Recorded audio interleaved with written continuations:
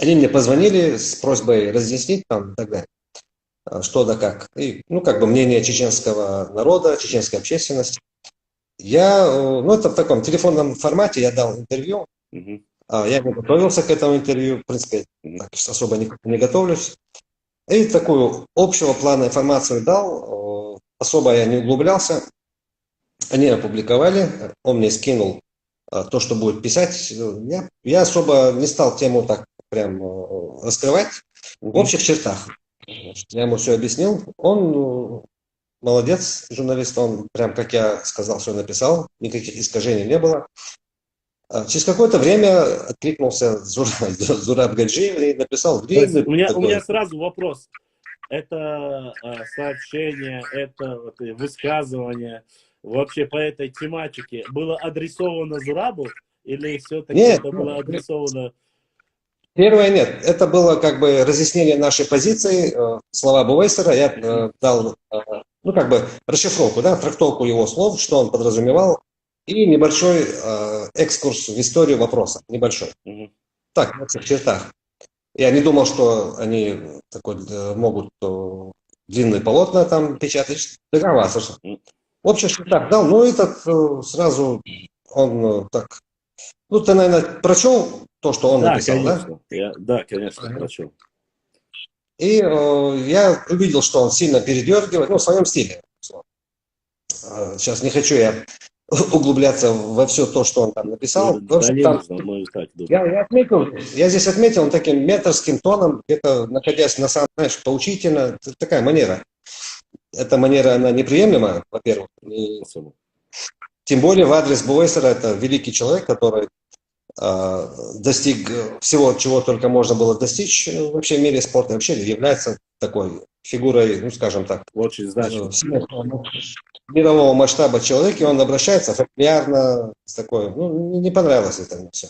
Ну, в своем Я стиле. долго, да, вот, я долго думал, отвечать ему, не отвечать ему, надо ли ему отвечать. Ну, с одной стороны, не нужно было отвечать, с другой стороны, оставлять вот это вот все в открытом таком формате тоже было нельзя.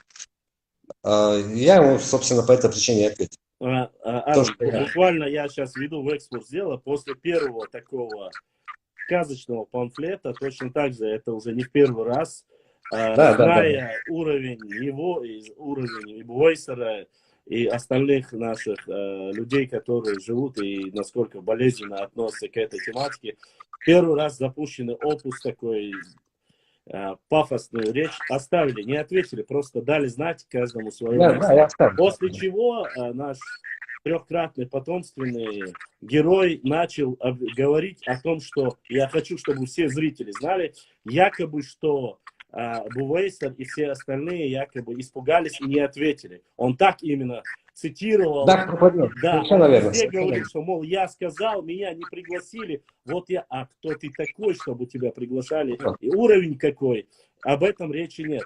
И после этого уже появилось второе выступление Буэйсера на 23-го, после чего Адам уже ответил. Вот по этой тематике, Адам, я хотел бы несколько вопросов тебе задать. Может быть, я что-то не догоняю. Возвращаясь как бы к Нет, нашей тематике. конечно. Вот мне интересно, ну, неважно акцент и внимание, то, что он пытается даже в этом тексте показать, что Акинцы именно делает Вот, вот. упор делает на то, что именно Акинцы, не Нохчи столько, а сколько Акинцы. Вот это уже автоматически, чтобы вбить среди народа и разделить. Это первое. Я это отметил. Я это Да, отметил, да. да. И второе, заметил ли ты это, я имею в виду непосредственно. Второе, Это- причем Я, тут собственно, поэтому вообще и ответил. Буайсер Сайтиев, проживающий в Ауховском районе, Ауховское общество, которое состоит из всех тухумов чеченского народа, не только акинцы. Да, Акинцы это да, да. тоже наше общество, и тоже наш... У меня вопрос, какое к этому отношение вообще имеет и упоминание какой-то фамилии Барахоев или Вот. кого-то из Ингушетии. Вообще, какое отношение к вам, ауховцам, имеет вот это вот данное непонятное подключение наших братьев взаимоотношения между решением вопроса, который Ауховский район. Каким образом это вот туда и относится к этому? Ты можешь мне ответить? Я просто не могу догнать. Я долго задавал себе вопрос, неоднократно задавал себе вопрос. Мне странно, для меня до сих пор удивительно, и у меня не укладывается в голове позиция, не хочу говорить за всех ингушей, определенной части ингушей в отношении, скажем, не только, ну, там, в целом чеченцев, да, вот именно в отношении ауховских чеченцев. У нас две идентичные проблемы, что ингушей, что у нас. То есть, когда нас вернули с мест высылки, что ингушей, что нас не пустили домой, большую часть. Ну, достаточно большую часть нашего народа не пустили домой. Наши дома заняли другие люди. Сейчас уходить эти межнациональные дебри не хочу. Знаем, да, в принципе, известно. Казалось бы, кто как не ингуши должны нас понимать и быть солидарны с нами, где-то как-то поддерживать, ну и так далее. Мы здесь видим немножко другую картину. Опять же, сейчас есть тонкая грань, там, межнациональные отношения, все такое. Я не хотел бы обойти вот эти вот углы острые.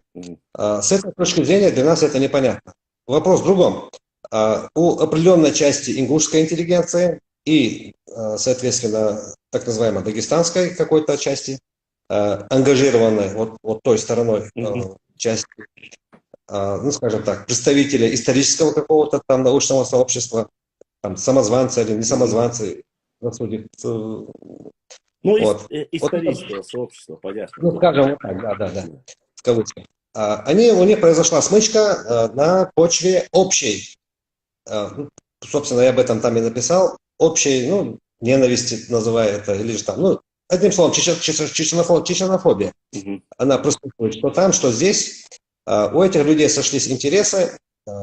Он здесь упоминает Барахоева, территорию Ингушетии. Он продал себе такой статус. Вообще, такой... я хочу понять, вот вообще, какое отношение имеет Ауховский район или в процессе решения ауховского вопроса, или в документах где-то, или вообще какое отношение вообще имеет, я не знаю, Бувейсер упоминал ли вообще хоть в одном заявлении, или фамилию, я не знаю, любую фамилию, которая касается по данному вопросу, который есть, допустим, у общего народа есть какие-то там, если и были вопросы, это отдельный вопрос, это мы сами как бы решим между собой. Конечно. А какое отношение вы вообще имеете к этому, кроме того, что вы часть нашего народа, и сейчас в данной ситуации по ауховскому вопросу нету никакой речи об отторжении, нету ничего. Просто возвращение, историческая реабилитация ауховского народа и ауховских домов. Кроме этого,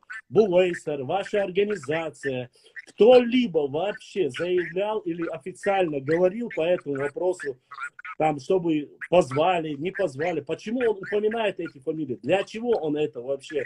В чем суть-то? Я, суть понимаю я в чем. Налицо имеет место быть стремление поймать хайп, хайпануть, да, на любой теме, неважно какой. Как говорится, любое упоминание в прессе, даже негативное, оно хорошее, кроме как некролог, да. По-моему, в данном случае некоторые люди не брезгуют вообще ничем. Ни я в своих там каких-то выступлениях или же публикациях, ни тем более Бувейсер, мы никогда ни разу не апеллировали ни к одному ингушскому объединению, человеку, гражданину, организации, неважно кому. У нас своя локальная проблема. Мы заняты решением своей локальной проблемы. Мы не имеем отношения к ингушам в этом плане.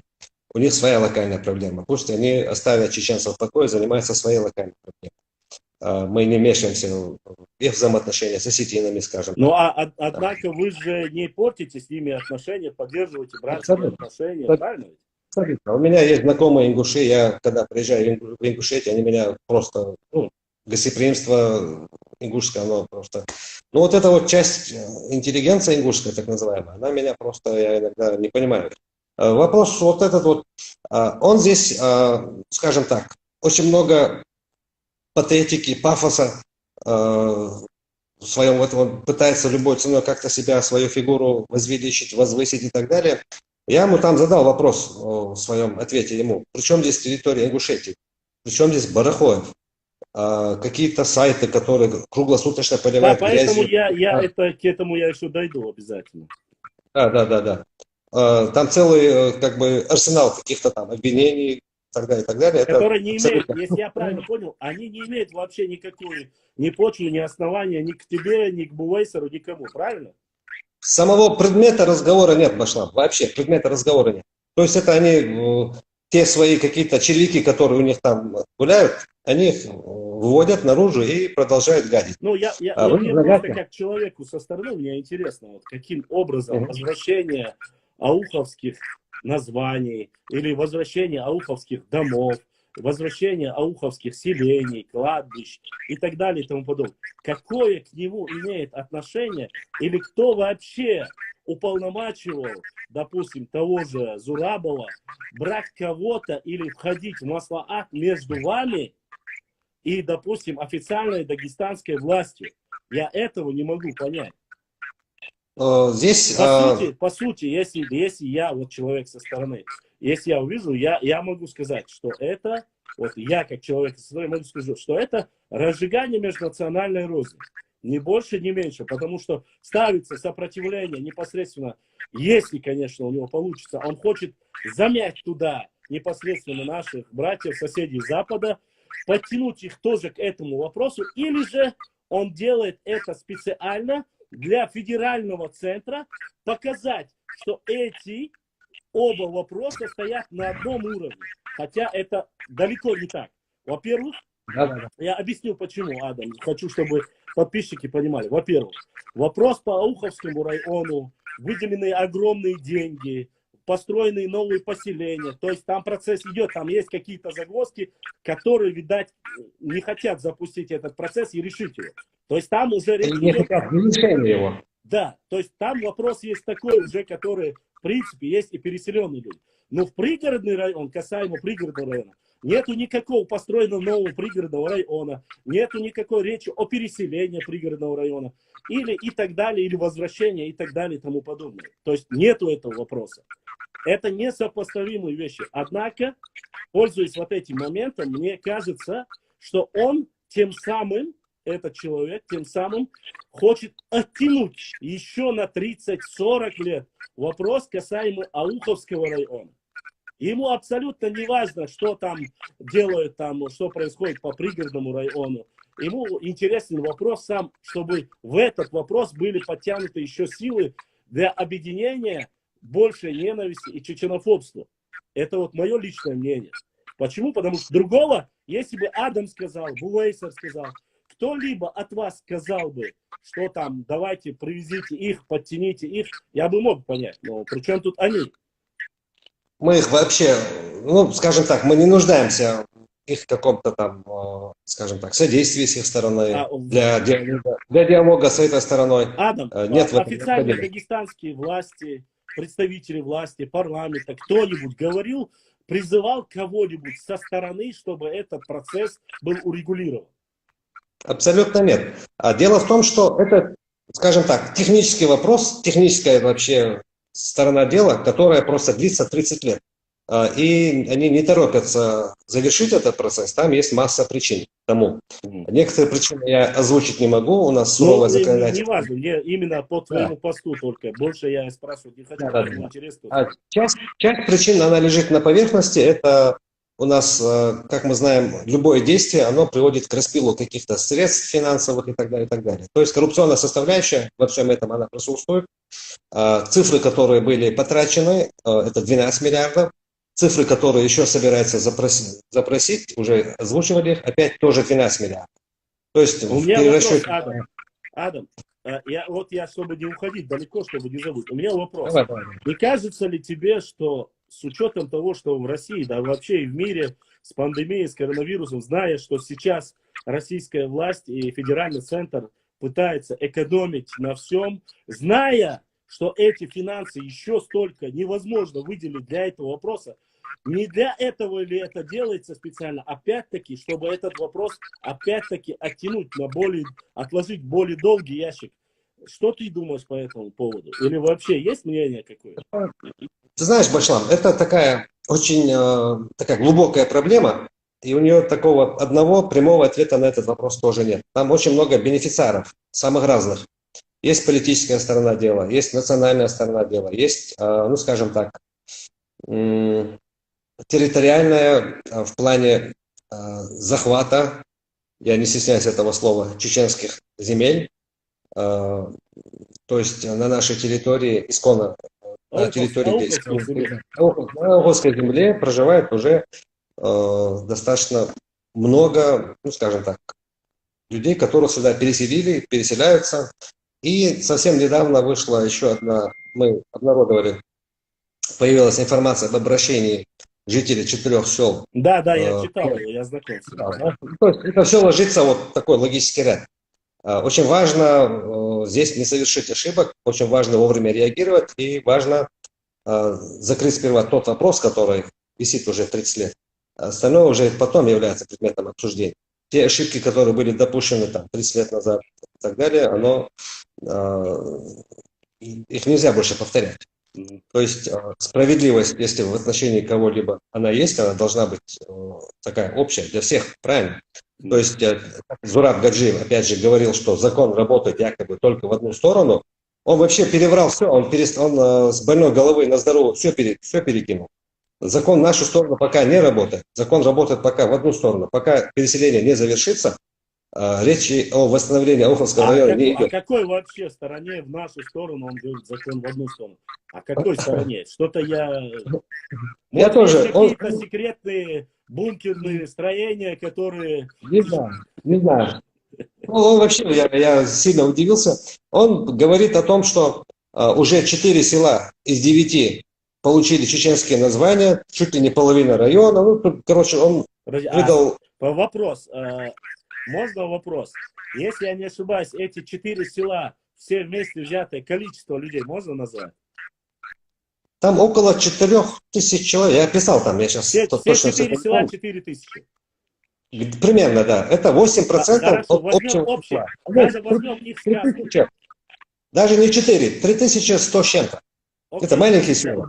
Пускай историкам он привели, пускай это будет даже 4000. У меня вопрос, горе-математику, горе-историку. Каким это образом, даже по вашим данным, которые говорят, что там в Ауховском районе проживает 100 тысяч чеченцев, ну, ауховцев, каким образом 100 тысяч и 4000 это больше половины? Или это какая часть вообще?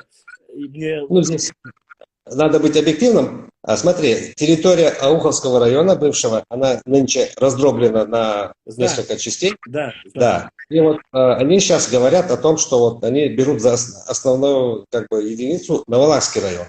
Это тоже делается специально. Хорошо, окей. В Навалакском районе общее количество жителей, представителей ауховцев сколько? Национальности, нашей национальности. Так, я приводил эти данные. Там всего проживает порядка 40 с чем-то тысяч. Даже пускай это будет 40 тысяч. Пускай это будет 40, пускай это будет даже 30 тысяч. Из 30 чеченцев проживает 4000. Это какой процент вообще? Ну вот, 10%. Так вот я о чем и говорю. Это какой же такой закон работает в нашу сторону, что за 30 лет решен вопрос, даже пускай будет, как он говорит, за 30 лет решен вопрос, и там, что получили 4 селения, причем самые маленькие, насколько я знаю, один из самых маленьких. 3 села, фактически 3. Там 2 села, они маленькие, они объединены в одну административную единицу. Сельсовет один. Понятно. Он просто с глубиной подошел ко всему вопросу, понимаешь? Вот я не знаю, там у меня, я взял его вот этот вот труд, гигантский интеллектуальный труд, я просто по пунктам проходил его, у меня всякий раз возникали сомнения. Мы поняли уровень его арифметики и познания законодательства. Ладно, бог с ним. Давай теперь искать масонов, проклятых, заклятых, которые работают совместно тайными, закрытыми обществами с вами, которые занимаются разжиганием бизнеса. То эти тайные масонские сообщества, группы инстаграмные. Мне просто интересно, насколько я знаю, единственный, кто там по Ауху что-либо говорит или пишет в основном, как таковой, не являясь жителем Ауховского района, не являясь, который просто освещает в основном какие-то исторические вопросы, разоблачение лжи, это я. Я могу сказать, Да. это только я. Ну, хорошо, окей. Ты мне не родственник, не брат, не сват, кроме того, что мы с тобой одной национальности. Не Булейсер. Я приезжаю в гости к вам, я приезжаю в гости к другим. Ты можешь назвать, о каких тайных сообществах или инстаграм-группах, которые занимаются целенаправленно чем-то там таким, которое занимается разжиганием? Что за группы-то? Почему перечисление? Вам тайный факт сам скинули, это тайный масонский орден, который занимается... Я не знал, что у вас такая огромная поддержка. Насколько я знаю, из Ауховского района фактически ничего не выходит. Заходит, я не знаю, заходит. Я вот буквально сегодня, прочитав твою новость, просто-напросто зашел в топовые новости, и там стоит... чтобы не Даг вопрос называется, Даг History называется, есть такая группа, я захожу, смотрю, и там четко, ясно, чувак, который там закидывает имама Шамиля, всего остального, закидывает акинцы, не чеченцы, а именно акинцы, целенаправленно, то есть они слово чеченец употреблять в Ауховском районе или ауховец вообще фактически не хотят. Ну, мне интересно, Адам, что за группы? Кто-нибудь перечислил тебе, что же это за такие группы, которые вот бивают или занимаются вот мифические какие? Здесь Башлам, здесь важно, знаешь, не фактура, вообще фактическое состояние дел, а важно выдать желаемое за действительное. То есть это раз, второе, на варе шапка горит, это два. То, чем круглосуточно занимается многочисленные, я там написал, мы можем выкатить обратный список, такой внушительный. Конечно. Этим занимается очень много, ну скажем так, групп влияния, круглосуточно поливая грязью не только ауховских чеченцев, а вообще как бы в целом чеченцев всех. Это раз. Второе. Я сам там написал, как ты верно заметил, как только я вот это вот прочел, первый, кто мне в голову пришел, это был ты. Вот кроме Башлама, нашу ауховскую тему никто не озвучивает, о ней никто не говорит. И более того, да, и Башлам... я говорю это в контексте открытой информации, вообще не закрытой. Совершенно верно. Ничего нет. Единственное, причем Башлам о чем говорит, он не претендует никаких там, территориальных претензий к Дагестану, и тогда вообще нет, отсутствует. Башлам говорит про Аух в историческом ракурсе. Он занят открытием вот этих вот белых тайн нашей истории. То есть то, чего были лишены каких-то знаний в силу разных определенных исторических событий, наши молодые люди и так далее, ну, там войны, не войны, население, это такой целый большой глобальный процесс. Башлам занят в данный момент чисто просветительской деятельностью. Здесь нет никакой национальной розни, нет никаких территориальных там каких-то планов, ничего нет. Он занят просто просвещением. Вот. Единственный паблик, который вот этим занят, это Башлам. Все остальное для меня тайной остается. То есть он просто, ну это, знаешь, по Фрейду, примерно вот так вот. Это все чистый фрейдизм, вот, не более того. Это раз. Второе. Вот что касается вопроса, связанного со словом, точнее, с внедрением массовым этого слова «акинец». Я это слышу не первый раз. И я несколько известных людей, которые произносили это слово, ну, из дагестанцев, которые не произносили его специально, то есть они предполагали и думали реально, что оно так и есть. Акинцы. Даже Руслан Курбанов, известный вот, журналист, в разговоре со мной, он несколько раз произнес это слово, я его поправил, я ему объяснил, он сказал: хорошо, Адам, брат, спасибо, что ты меня объяснил. Вот с этого момента слово «акинец» из его уст мы не услышим и не слышим уже. То есть он понял, что это такое. Сразу понял. Кто хочет понимать, тот понимает. В нашей среде вот этого слова «акинцы», оно тоже специально, еще тогда, это сделано специально не сегодня, не вчера, это еще этому есть, предшествует достаточно такое серьезное основание есть. Это было сделано давно, это было сделано специально, опять же, в целях преследуемых определенными группами лиц, для дробления единого чеченского этноса на различные субэтносы. Потом в последующем эти некоторые этносы наделяются какими-то дополнительными, какими-то историческими и прочими качествами, там, происхождением особым и так далее. Потом они вычленяют из чеченцев определенную группу людей и считают, что одного пальца из 5 нет, да? Ну, грубо. Ну, это само читаемое. собой, я думаю, последствия уже после того, как вычленяют, дробят, после этого, конечно же, претензии появляются, такие разговоры о том, что на самом-то деле вы никогда, и когда уже окончательно народ начинается разделиться на две части, проще будет регулировать процессом, который... Разделяя власть. Абсолютно верно. Да, разделяя власть. Эта ошибка была допущена нашими представителями, которые там возглавляли национальное движение тоже, в силу незнания каких-то там исторических моментов, не исключая еще другие там какие-то моменты. Возможно, я предполагаю, что исторически, если мы берем, возможно, что некоторые моменты были даже сказаны, поскольку были некоторые процессы, мы знаем, в 90-х годах, были очень сильные процессы, которые бы, наоборот, таки усугубило бы дело. Возможно, оно использовалось только для этого.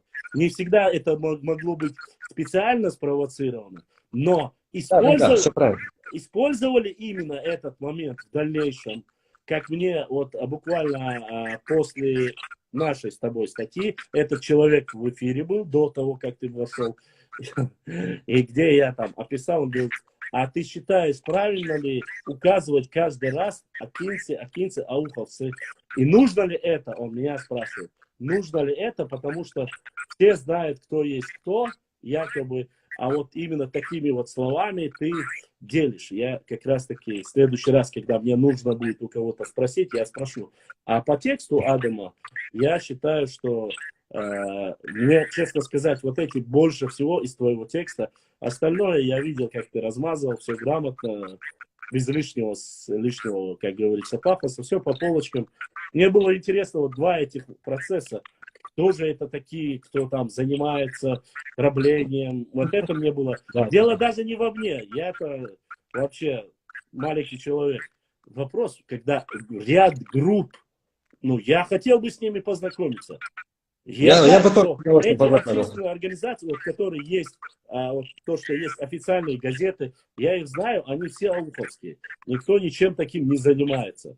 Ну, я думаю, еще раз, лишний раз, чтобы этот процесс, и те, кто прочитает это на Рио-Дербент, жители братского Дагестана, чтобы они посчитали, что кто-то там оказывается, вот, типа, никогда, ни в одной своей передаче, даже когда мне говорили наши братья, что там были некоторые специально под пустыми никами заходили, говорили, нужно аух отторгнуть, никогда я такого не говорил и не допускал. Аух, речь, когда заходит об аухе, заходила только о территориальной, как дагестанская единица и района Республики Дагестан. Речь шла в основном о домах, о тех землях, о названии сел, ни больше, ни меньше. Только территориальная реабилитация. Реабилитация территориальная. Да, реабилитация, само собой, закон, который принят, который прошел во всех инстанциях, который сегодня опять и крутится, ни больше, ни меньше. Поэтому... Для того, чтобы наши зрители тоже так глубину вопроса немножко понимали, собственно, почему я ему ответил тоже развернуто по этой причине. Я не горел желанием ему отвечать, потому что абсурдно было вот это вот все читать, то, что он изложил там. Есть, ну, скажем так, несколько абсолютных таких моментов. Первый момент. Я там в конце подчеркнул, что первое, факт депортации чеченцев в Среднюю Азию, в Казахстан, насильственная депортация. То есть нас лишили своей родной земли. Родной земли, ключевой момент. Мы здесь, здесь есть попытка назвать пришлыми людьми, каких-то там герои прошлого, какие-то нуцалы, императоры. Нас туда, нам разрешили, мы им платили. Это, в общем, театр абсурда, это даже не хочу говорить. Мы здесь жили, нас отсюда выслали. Это первое. Второе. С момента возвращения чеченцев домой наши, ну скажем так, то поколение, которое уже частично ушло, они добивались реабилитации, возврата наших домов, нашей земли и так далее. Это все длилось достаточно долго, и в 91 году вот этот вот, ну скажем так, все, что происходило, оно потом дало конечный результат, уже когда система начала шататься, приняли этот закон, потом последующее постановление. То есть это моменты, которые не подлежат вообще никакой иной трактовке. Это раз. Второе. Ключевые моменты здесь. Далее мы уже требуем и настаиваем на том, что мы в рамках существующего законодательства Российской Федерации добиваемся реализации вот этих вот наших порушенных прав. И реабилитации уже полноценной, территориальной, политической и прочее, прочее. Это категория абсолютная. Это первый момент ключевой. Второй момент. Что касается, ну, то, что мы сейчас с тобой обсуждали, попытка дробления, попытка внести раскол в единую структуру чеченцев Ауха, то есть обособив нас по отдельным квартирам, акинцы, там, зандаков. Я зандаковец. Тейпом Зандвол. Есть другие тейпы, представители различных тейпов. Есть попытка внести раскол в нашу среду вот таким образом. Это преследует собой несколько целей, в том числе оправдывая какие-то моменты территориальной экспансии. Этот фактор тоже присутствует. Это такие тонкие вещи, нужно здесь как-то аккуратно выражаться тоже. Это второй момент. Третий момент.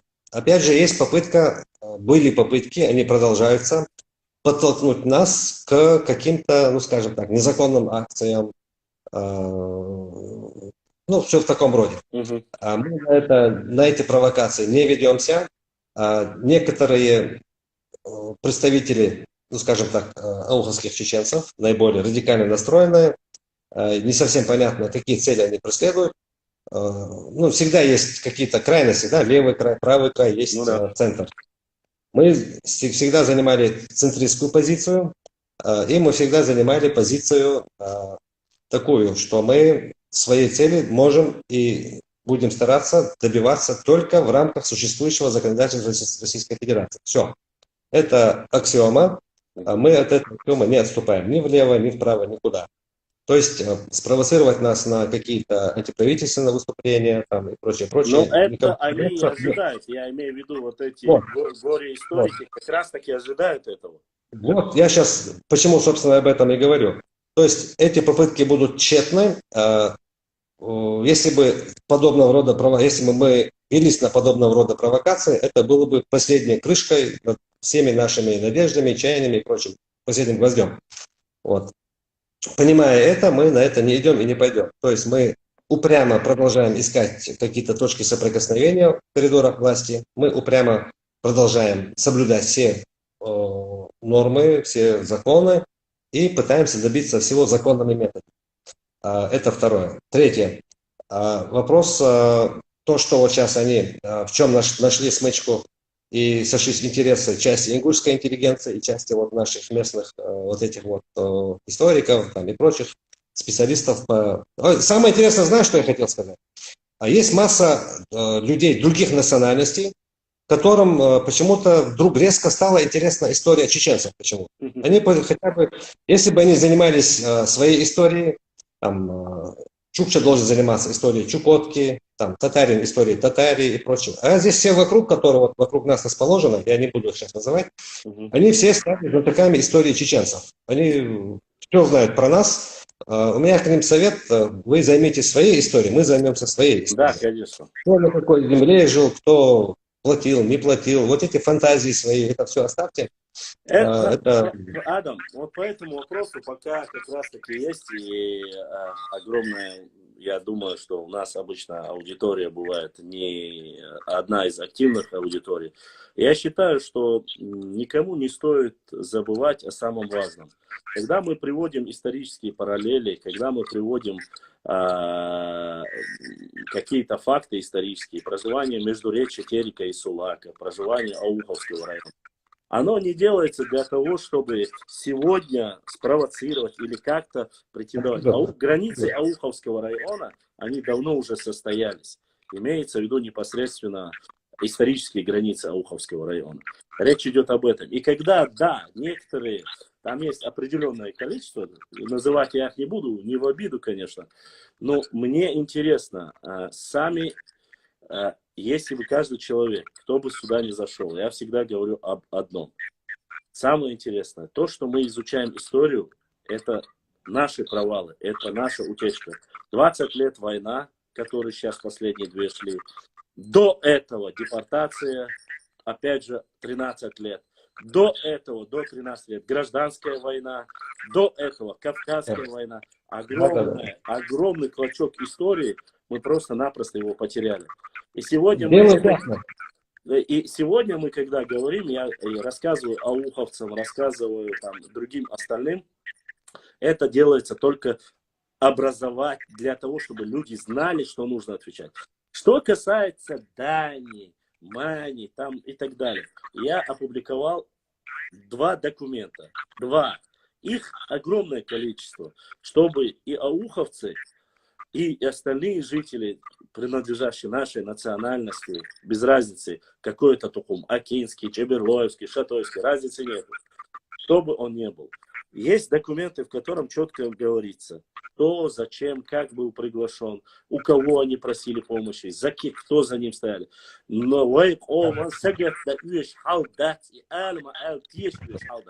это первый процесс, пока ты есть, я хотел. И мне очень многие просят об одном. Сегодня, опять же, хотя я в каждом своем эфире это говорю, и в каждом эфире повторяюсь, чтобы люди знали, не для того, чтобы вы должны понимать, текучесть в социальных сетях огромное количество. Есть люди, которые, огромное количество людей, которые снова и снова приходят, особенно, которые проживают в Европе. Я как раз таки вам объясняю. Тот ногчий, хоть словом, хоть делом, кто пытается оскорбить часть своего народа, аухай, это чистокровные ногчи. Это чистокровные ногчи. И тот, кто говорит б, или кто-то сказал, или кто-то подумал, что не будьте дебилами и не ведитесь на провокации тех людей, которые хотят нас разделить.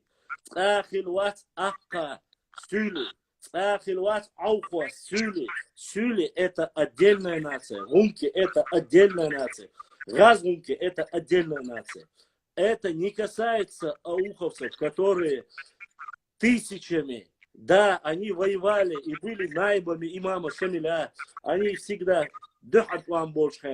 шейх Амдолдер, цахум сдаваться я, шакапяк, хатсаюч, телятся, цанден, тяхцапяха, шейн цахушел, хумр. Шей муат, шей баган доладей, шей цахушел, до дитнери, суд бабс алири, вы хоть один из вас поедете в Ауховский район, хауси, какой процент там балин, едабалан сюли, вас хаусиш, эн нахшуай бутига ашбе, шайна хай, и гумстаюч, болтаться дяш, шу и камел дяшерша, любой человек, кто бы это ни был. Любой человек, который говорит, вам бы проще провериться на чистокровность самим. Да, совершенно верно. Ничего нельзя. Политический, там, есть процесс, суцига не сберлаешь, иш ногчибу, танки ашбол ногчибу, тига ашбеш ногчибу, Европе табанаш ногчибу, Казахстан абеш ногчибу, маяк церж, матех церж, мои пейдеботсум. Шукегу долич, войнокчик, ома, нюка, 80-90% акка, ашба, ногчичуа, аккала, ногчичую, хилаю, югуттар ёлщу. А с учетом того, что мы провели процесс, провели опрос социологический, узнали, что 50% проживающих в Ауховском, 50 тейпов проживающих в Ауховском районе, 45 без малого. Это чисто нахчи, махкоевские, чеберлоевские, шатоевские, итумкалинские, массуметер ашбол нахчибу. Сонде шейн цахуакцаюч, болтаться дяш, ой, вежри, ой, коман, да, оскорбляться дяш. и умшмаит. Я уж в 90-х годах есть видео, в котором старейшины на все услышания, зная, что записывают, этим старейшинам 80, 90, некоторым под 100 лет, они четко заявили свою позицию. По отдельно ни один из них не встал, не сказал, болтать не говорите того, что не знаете. А тем провокаторам, и которые сегодня живут по соседству рядом с нашими братьями, ауховцами, которые проживают в Дагестане, я призываю вас, чтобы вы знали, это не отдельный народ, это не отдельная нация. У них нету, чтобы вы понимали, у них нету отдельного языка, отдельной национальной культуры, отдельной одежды, архитектуры. У них нету ничего отдельного. Это часть, плоть от плоти, это часть нашего народа. Если вы не являетесь человеком, который хотите разжигать межнациональную рознь, не называйте и не говорите, что это отдельно.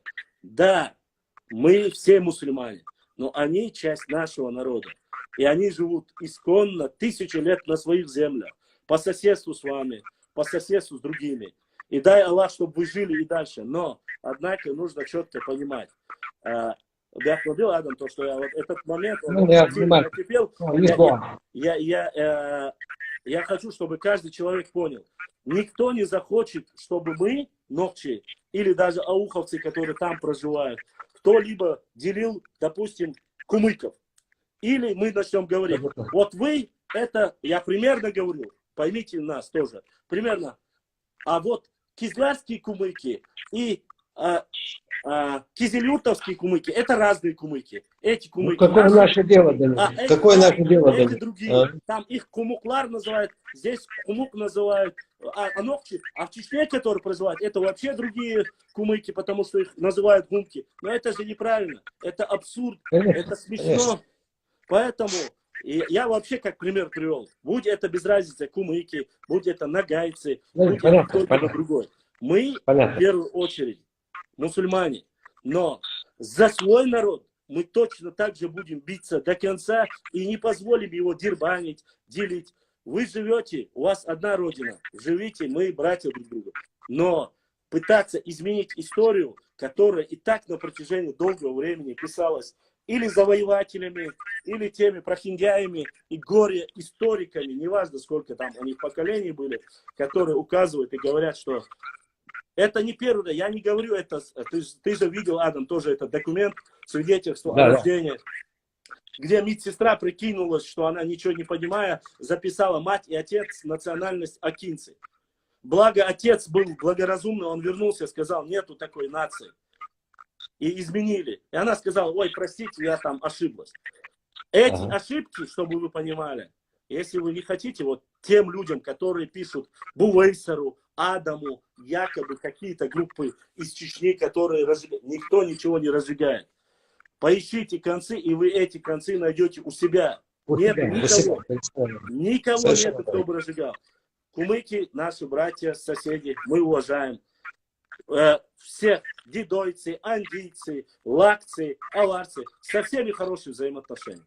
Но есть моменты, которые мы знаем исторические, которые мы говорим о справедливости или несправедливости с точки зрения ислама, с точки зрения политики. Адам об этом может не говорить. Почему? Потому что Адам сам прожил. Но мы-то, являясь частью здесь, которые проживают 1,5 миллиона, мы должны говорить своим братьям, напоминать, благо их уберечь от гиены адской, сказать, братья, вы же понимаете, что люди там проживали 500, 1000, 200, да пускай даже 100 лет проживали, что это должно быть таким образом. А сегодня, если мы видим повально и тотально со всех сторон о том, что пытаются даже, возьмем самое незначительную вещь, даже количество ауховцев и проживающих там принизить, до такого уровня принизить, потому что я видел списки 80-х годов, 89-го года, там где-то 97-100 тысяч человек.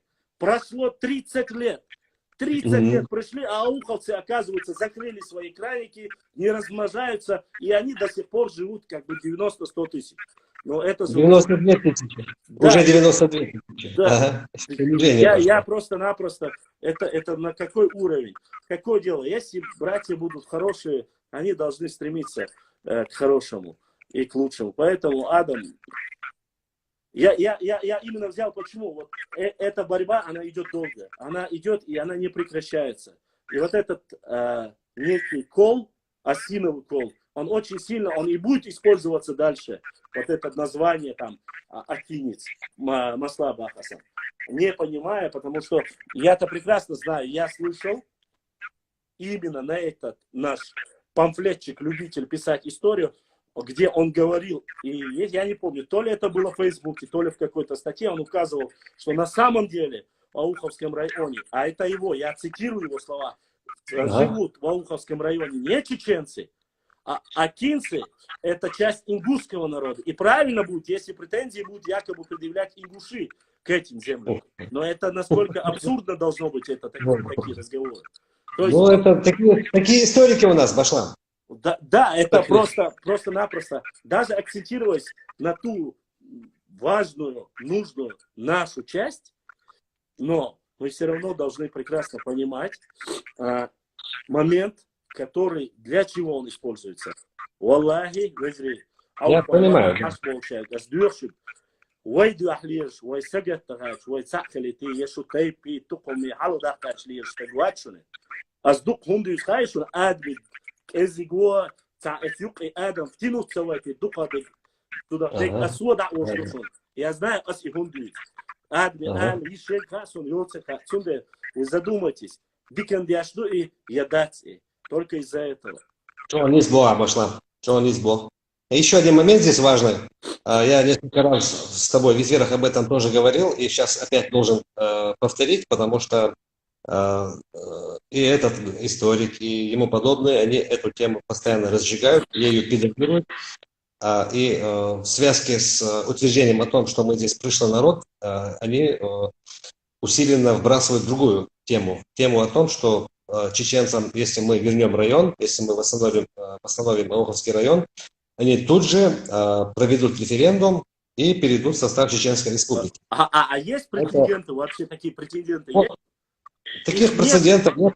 Я ему там в этом отметил. Их прецедентов нет, это раз. Второе, Россия, конечно, федеративное государство, но надо понимать и немножко почитать законы этого государства. И такого, чтобы два субъекта на местном уровне там где-то менялись территориями, я такого прецедента не видел. Это раз. Второе, это невозможно в принципе вообще.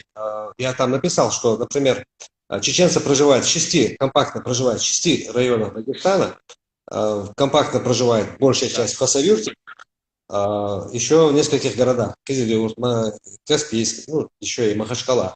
И тут какой-то маленький процент чеченцев Ауха, Дагестана, каким-то своим решением переходит в состав Чеченской Республики. То есть между нами образуется какая-то гипотетическая граница и так далее, и так далее. Я думаю, это невозможно в принципе. Это раз, согласно действующему законодательству и прочее. Это невозможно, в принципе, два, в силу другого рода причин.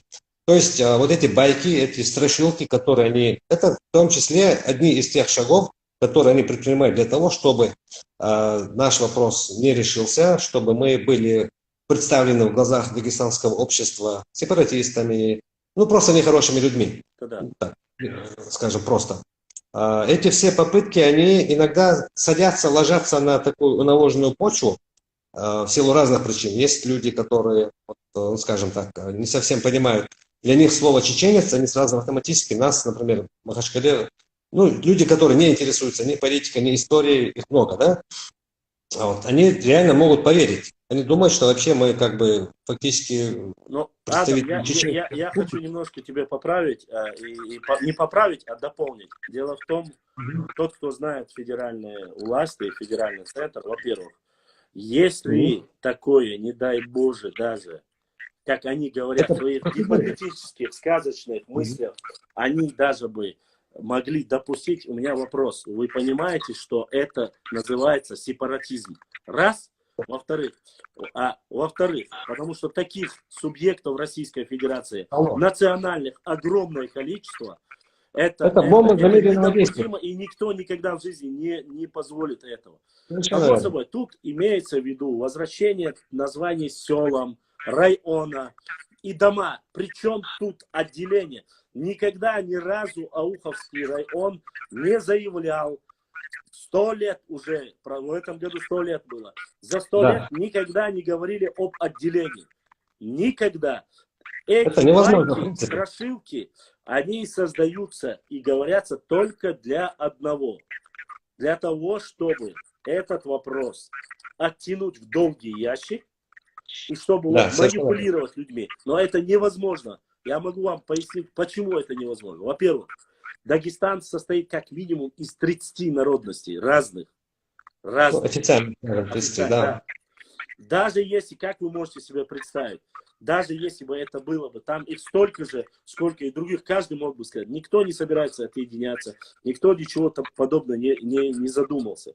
Просто байки. И самое главное, необразованную молодежь, они хотят это вбить в голову, чтобы они вот с этими лозунгами выкрикивали или сказали, дабы, чтобы это просто потом зафиксировать. И когда Адам, Булайсар, другие будут идти в рамках закона, как это должно быть, закон о реабилитации, чтобы приняли, сказать, вот вы говорите одно, а у вас есть другое. Кому нам это реально? Не поддавайтесь на провокации. Ауховцы никогда ничего подобного не заявляли.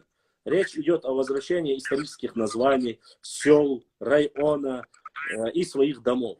Ничего другого и даже в голове нету ни у кого. И раз, во-вторых, чеченцы никогда за всю историю Нохчи-Чуэ и Нохчи народа никогда в жизни не отторгали ни у кого часть другого региона. Никогда. Этого не было за всю историю.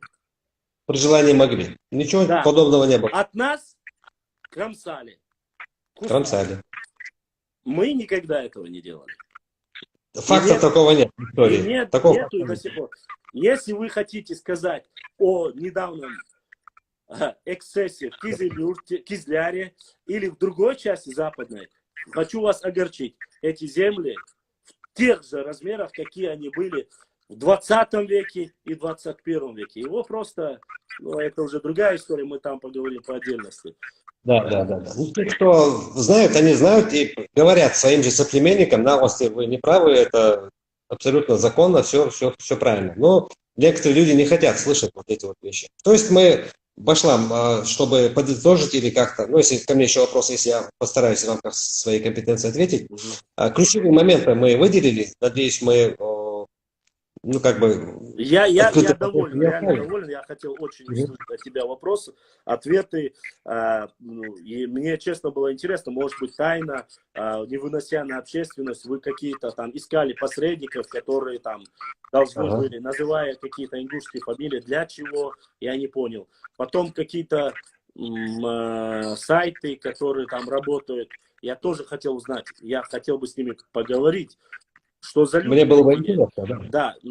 Я, честно сказать, я таких не видел. Если конкретно ко мне какие-то вопросы, так он может зайти, посмотреть. Здесь ни разу, ни в одном моем посту я не написал слова даже того, что... Абсолютно. А касаемо своего народа, я, извините, могу, хоть он в Африке проживает, я имею право писать о нем. Абсолютно. Адам. Резюмирую, как раз, если у вас есть вопросы к Адаму, снизу напишите, чтобы я зачитал. А я резюмирую наш разговор, подводя итоги, скажу так. Ой, Берт Хильчани, ой, Цак Хильчани. Хазнех сана, ой, Эхтохир Душон, Дикнига Хир Душон, Шадик Дакнисур Душон. Мадият. История беш Богу, наша задача, Саджин Герлихил. Хабошники, ягдишники, низкие, это где году. Вопросы к Адаму задавайте. Если у вас есть Адам Хайет Саоя, то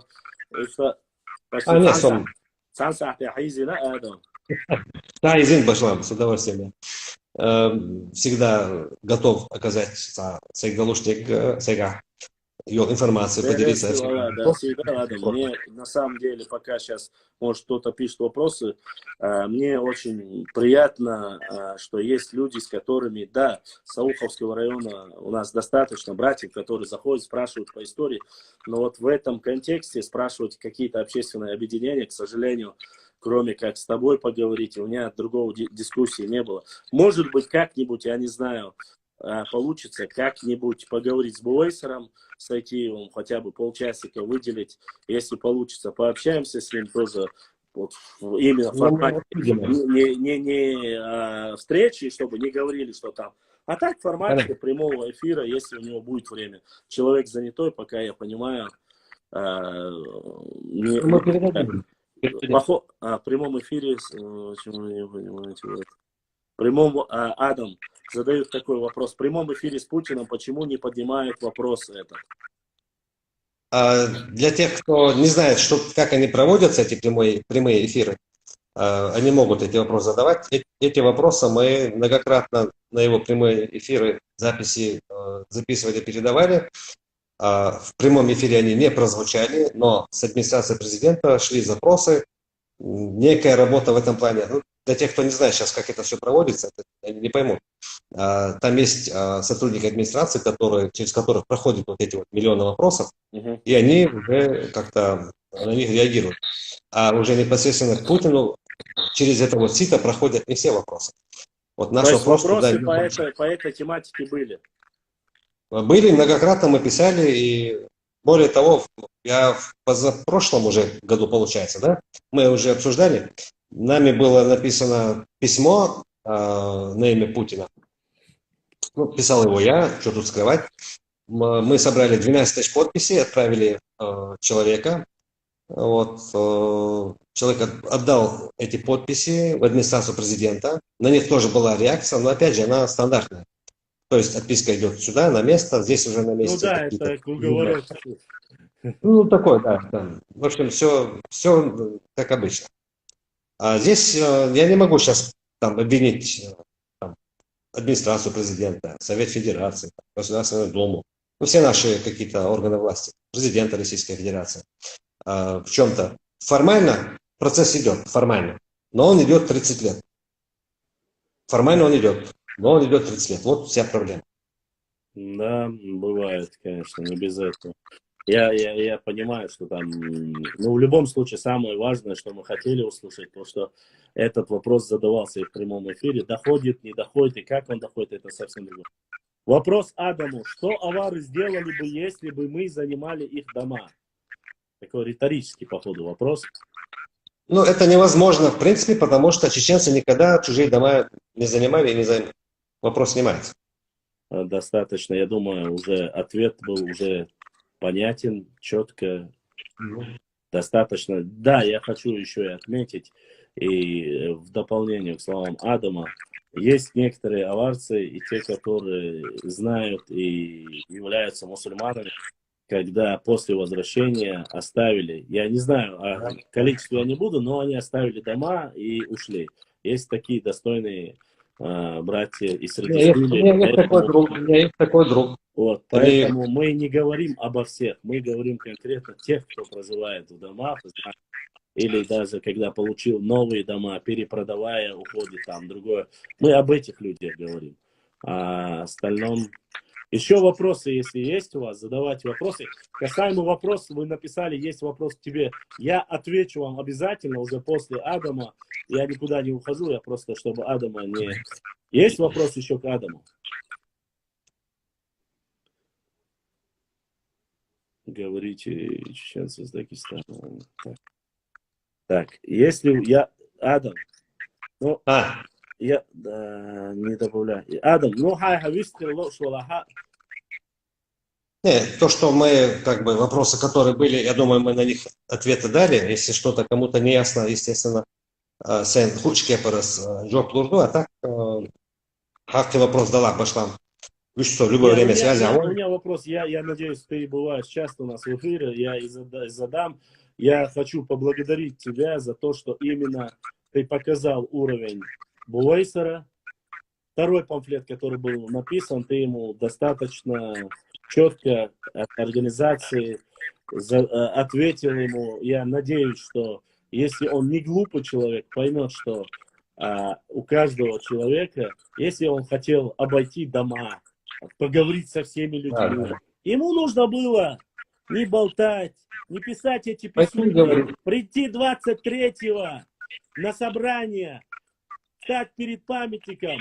Ему, я не знаю, Курбанов был там, нет, Курбанов же вроде приезжал, да?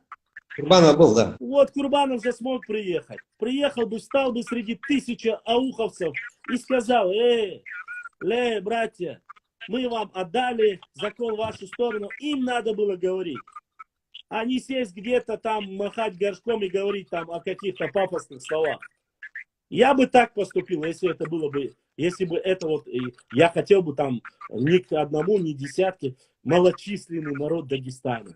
Ну вот что это вот, зачем вот эти вот вещи, малочисленные?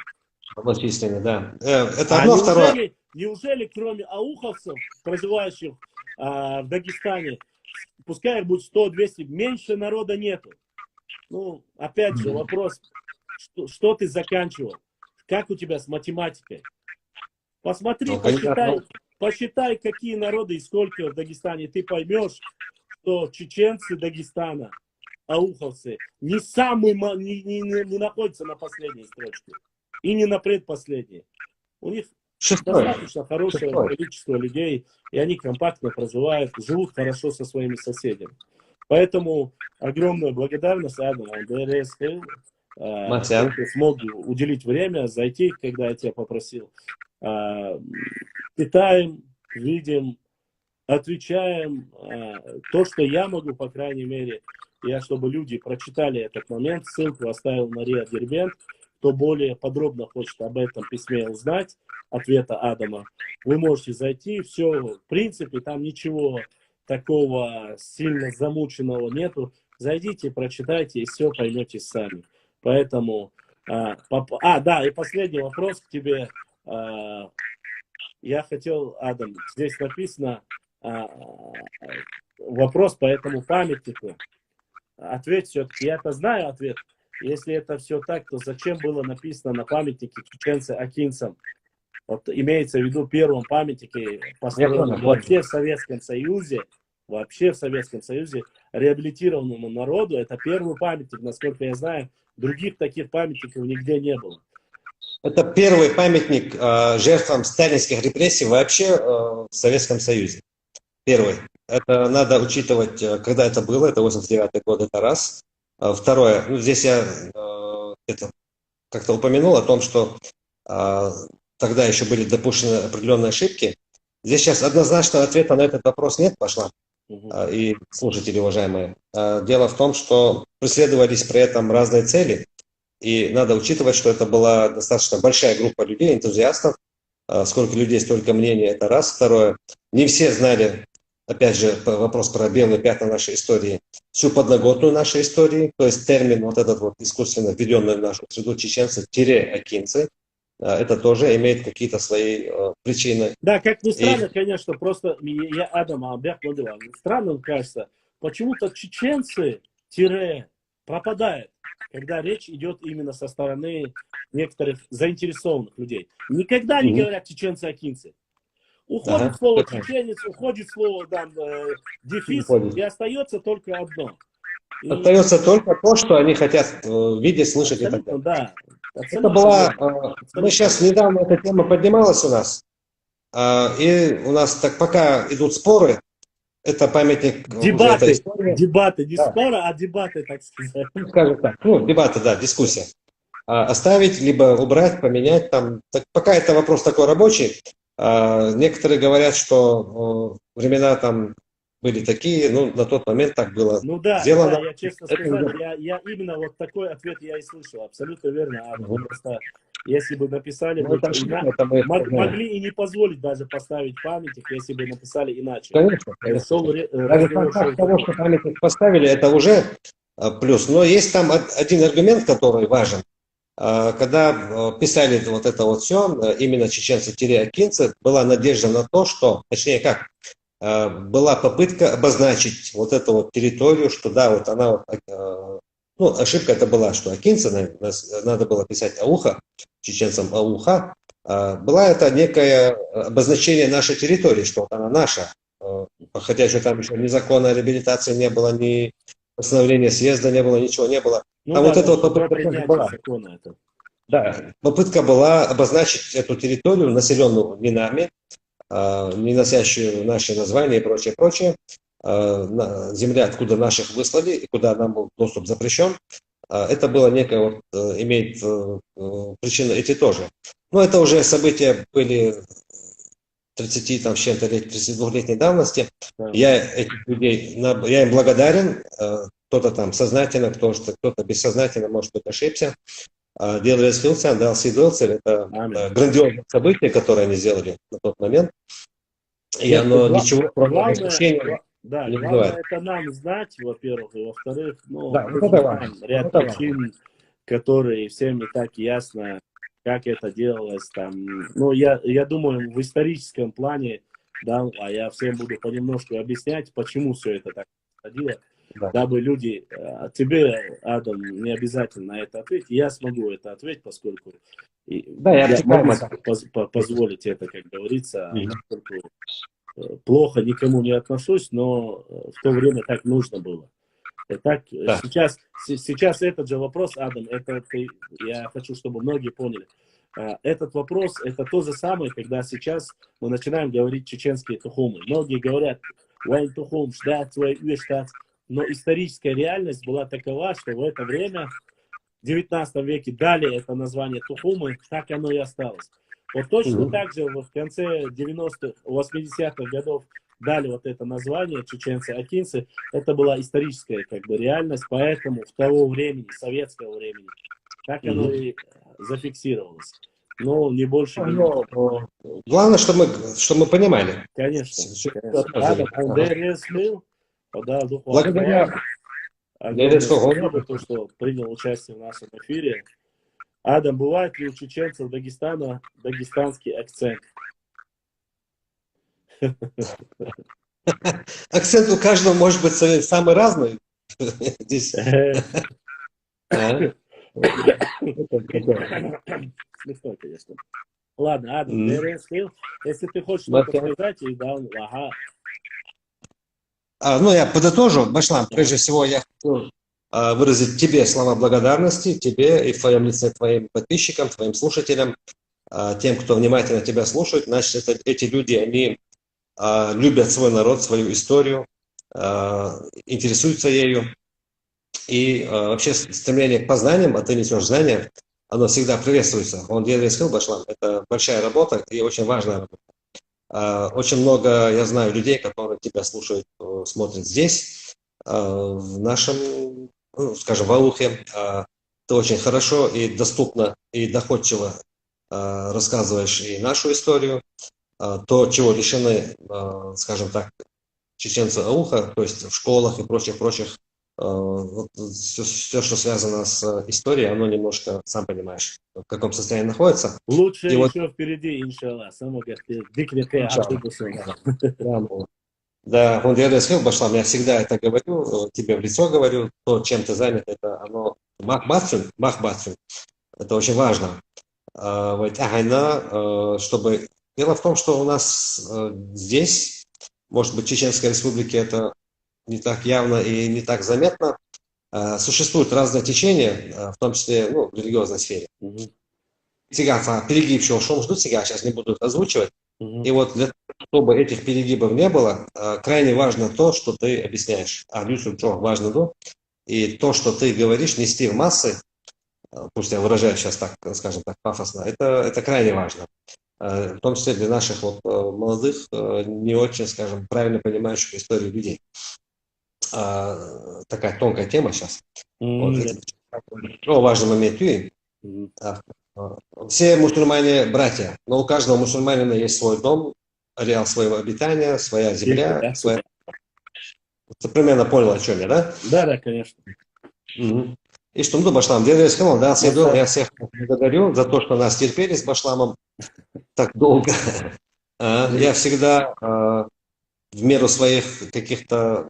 Я не историк по образованию, я не являюсь профессиональным историком, никогда этого не говорил. Ну, читал много всегда, интересовался историей, но громко заявлять о себе, что я историк, я никогда этого не заявлял, я специально им не Может, ты занимался. тоже в третьем, четвертом поколении историк. Надо покопать, надо покопать.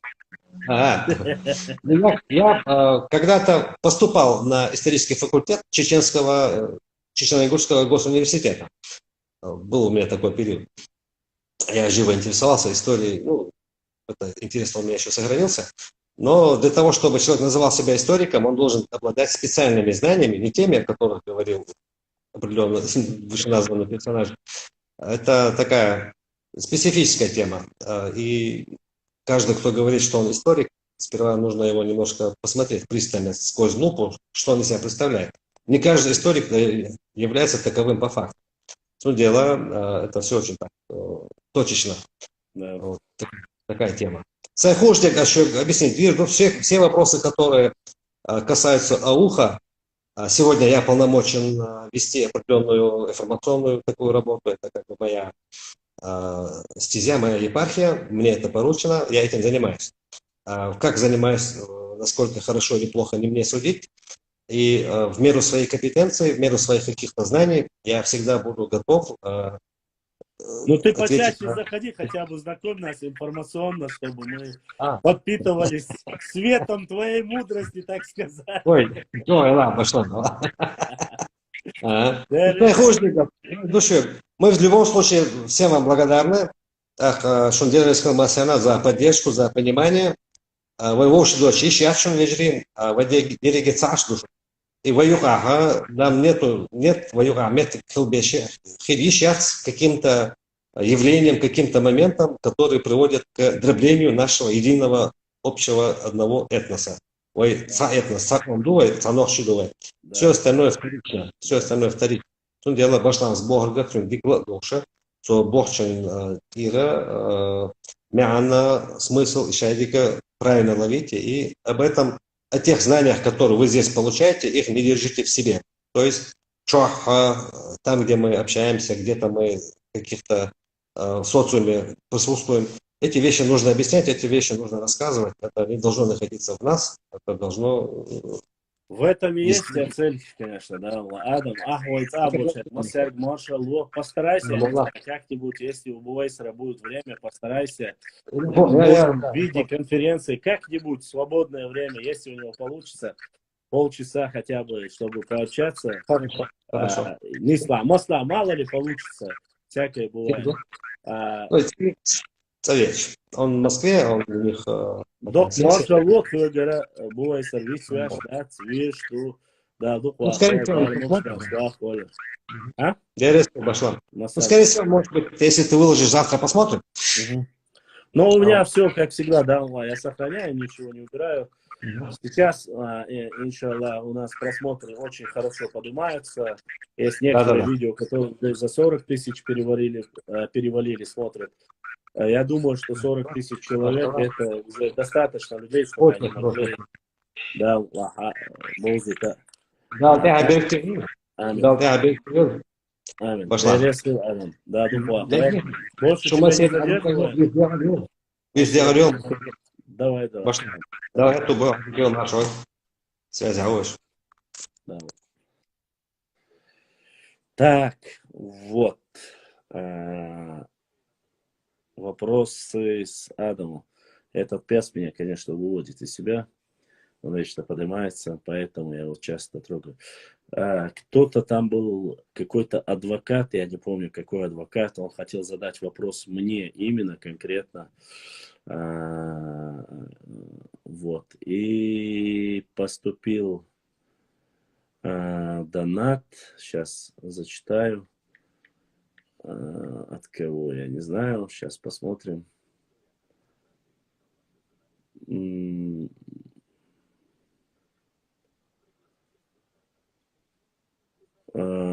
Просто задонатил, брат. Салам. Я первый. Да, ты первый, единственный, кто задонатил, поэтому... Да, сагдол твой донат. Да, ладухуа хуайл. Огромное спасибо в это священное время всем, кто считает нужным, важным задонатить. Да, эфир я всегда сохраняю, если у нас, конечно же, все в рамках культурного порядка. Поэтому эфир Массера Бойл, Аллах Эхту. Так, где этот адвокат, который хотел мне задать вопрос? Задавайте вопросы, если есть у кого-то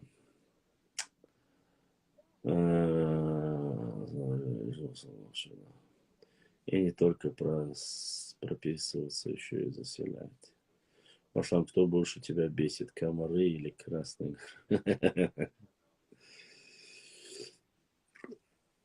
Комары.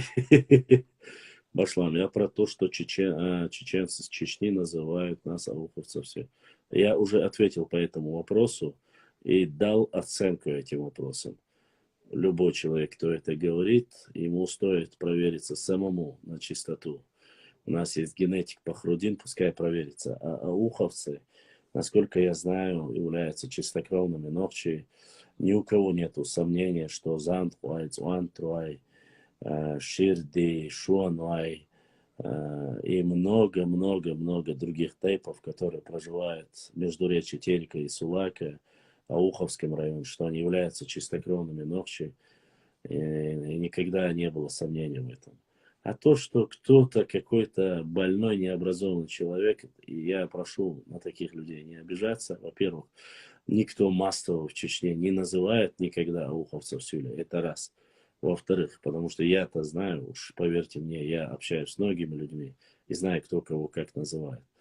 Поэтому, Башлам, каково было общее количество чеченцев на войне в 41-45 примерно хотя бы? Адлангуху. Это очень сложный вопрос. До сих пор неизвестно точное количество, потому что были многие фамилии, имена изменены, были записаны на разные фамилии представителей нашего народа после депортации, даже в Алейкум. Поэтому я прошу понять точного количества. Мы не можем сказать, потому что речь всегда была о разных числах шла. Кто-то говорил, ну, приблизительно, ориентировочно это было от 40 и до 60 или 70 тысяч. Точные цифры назвать маловероятно, маловозможно. Почему? Потому что снова же во время депортации вся история пытались выжечь, убрать, уничтожить. Поэтому стоит об этом понимать. Дальше. Я то же самое говорю. Ассаламу алейкум ва рахматуллах. Ва алейкум ассалам ва рахматуллах. Так, вопросы ко мне. Как-то мне взрослый человек из Чечни сказал, что днями сам назвал сам себя. Ну, это я уже говорил. Ногчи или ногчи, как будет правильно. Мистер Вульф 85, это синонимы, это одно и то же. Ассалам алейкум. Это зависит от диалекта. Если ты являешься там Чеберло или там каких-то из диалектов горных, Шару, они через А говорят. Плоскостная территория, где там Урус-Мартан, Гудуремес, они говорят через О, потому что это литература. На Великой за 100 тысяч одна из версий. Не знаю, за 100 тысяч не слышал, но приблизительно об этом слышал. Так, на разных диалектах по-разному. Нохчи, нахчи, нахчи. Это одно и то же, да. Нас у него, видимо, существует. Да, дураков много. Некоторые вообще свой тейп считают чисто чеченским среди всех тейпов. Да уж. Чисто, не чисто, это неправильно. Я никогда не считал данный вопрос правильным или этически правильным. Это неверно, это неправильно. Говорить так, это абсолютно не считаю говорить об этом. Есть ногчи тейпы, есть другие люди, которые живут среди нас, которые получили у нас убежище. И с лишним лет проживает, и ничего в этом нету.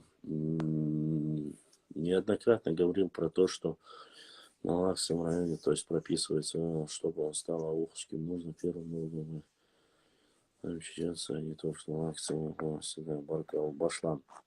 Есть же тейпы, не входящие в Тукумы. Почему из них не сделать Тукум? Но это сейчас ничего делать не надо, это и смысла нету. Сейчас уже идет процесс того, чтобы даже убрать это само слово. Борз, кофе, гляца, щедваш, еду, хама яйтня кофе. Пока кофе нету, братан. Нету кофеца.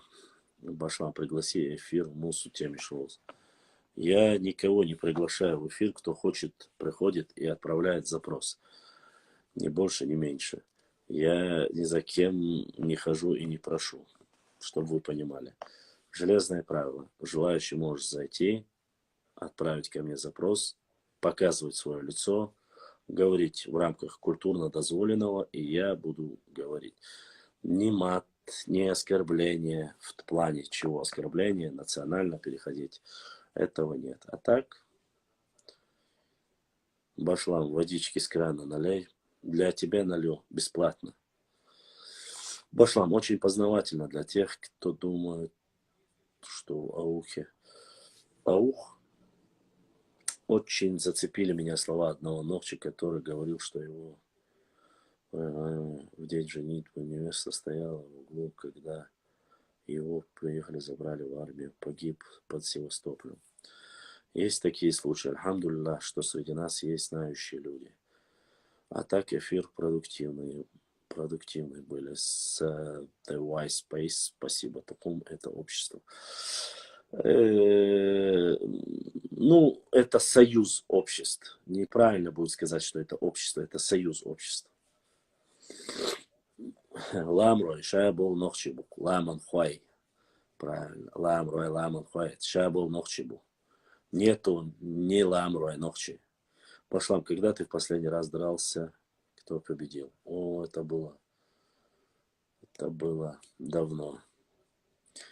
Ну, победил я, но я и проиграл, и победил, потому что я одевался в белые вещи.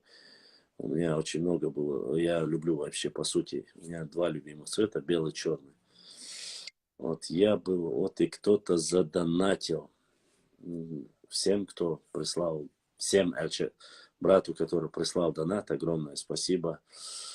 В этот священный месяц, кто задонатил, Деварез Хейл. Священные 3 месяца, которые у Роза считается священным. Поэтому я говорю. И был в белых вещах. Ну, так получилось, что они были все после всего этого далеко не белые. Это было давно уже.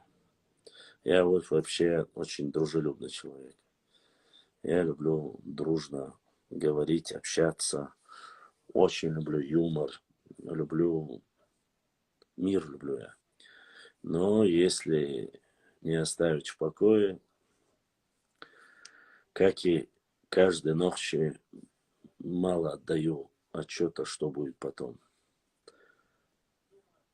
Дальше. Белые ношу все равно. Типа, алейкум салам.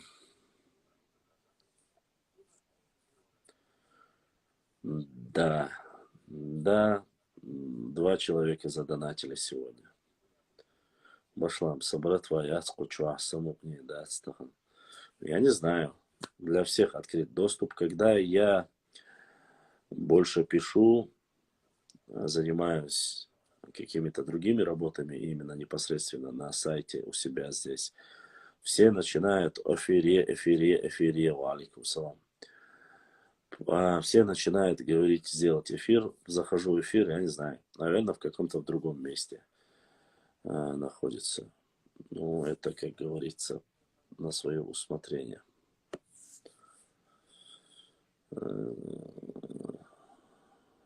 Я львов не сильно люблю, я люблю волков.